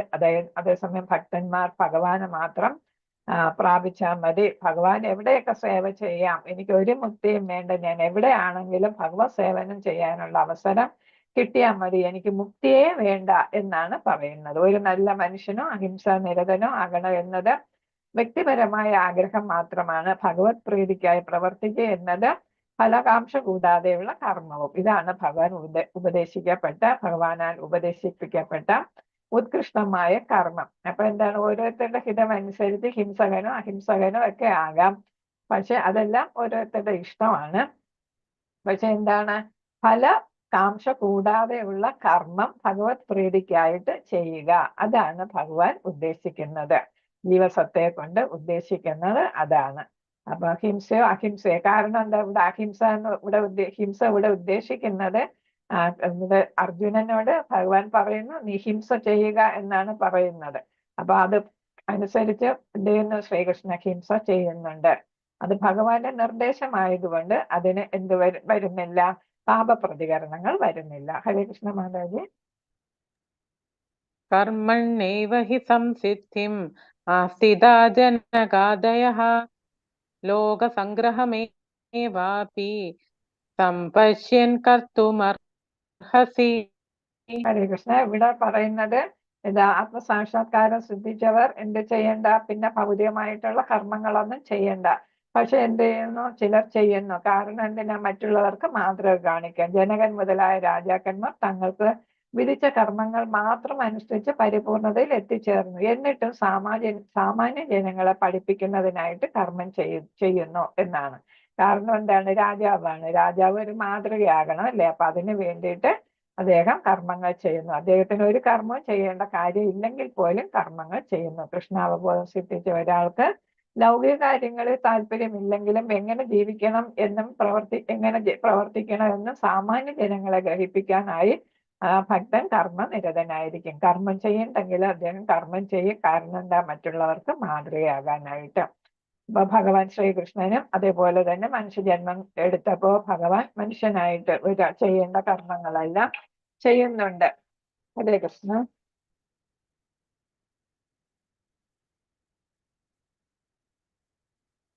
മറ്റുള്ളവരെ ബോധ്യപ്പെടുത്തുക. എങ്കിലും സാമാന്യ ജനങ്ങൾക്ക് മാതൃക കാണിക്കാൻ വേണ്ടി വിധിവിഹിതങ്ങളായ അനുഷ്ഠാനങ്ങളെല്ലാം അവർ ചെയ്യുന്നു. ഇവിടെ ആണെങ്കിലും അർജുനനും കർമ്മം ചെയ്യണ്ട. കാരണം എന്താണ്? അദ്ദേഹം ഒരു മുക്താവസ്ഥയിലെത്തിയ ആളാണ്. എന്നിട്ടും അദ്ദേഹം എന്ത് ചെയ്യുന്നു? കർമ്മം ചെയ്യാനായിട്ട് ഭഗവാൻ നിർദ്ദേശിച്ചതനുസരിച്ച് കർമ്മം ചെയ്യാനായിട്ട് അദ്ദേഹം തയ്യാറാകുന്നു എന്നാണ് ഇവിടെ പറയുന്നത്. അപ്പൊ ഭഗവാന്റെ നിർദ്ദേശം അനുസരിച്ച് എന്ത് ചെയ്യുന്നു? കർമ്മങ്ങൾ ചെയ്യുക എന്നാണ്. അത് എല്ലാം ഭഗവാനിൽ അർപ്പിച്ച് കർമ്മം ചെയ്യുക, ഭഗവത് തൃപ്തിക്ക് വേണ്ടിയിട്ട് കർമ്മം ചെയ്യുക എന്നതാണ് ഇവിടെ ഉദ്ദേശിക്കുന്നത്. ഹരേ കൃഷ്ണ കൃഷ്ണ കൃഷ്ണ ഹരേ ഹരേ, ഹരേ രാമ രാമ രാമ ഹരേ ഹരേ. വാഞ്ചകൽപതരൂപശ്ച കൃപാ സിന്ധുഭേവ പതിതാനാം പാവനേഭ്യോ വൈഷ്ണവേഭ്യോ നമോ നമഃ. അനന്തകോടി वैष्णव भक्त वृंद की जय, श्रील प्रभुपाद की जय, गुरु महाराज की जय.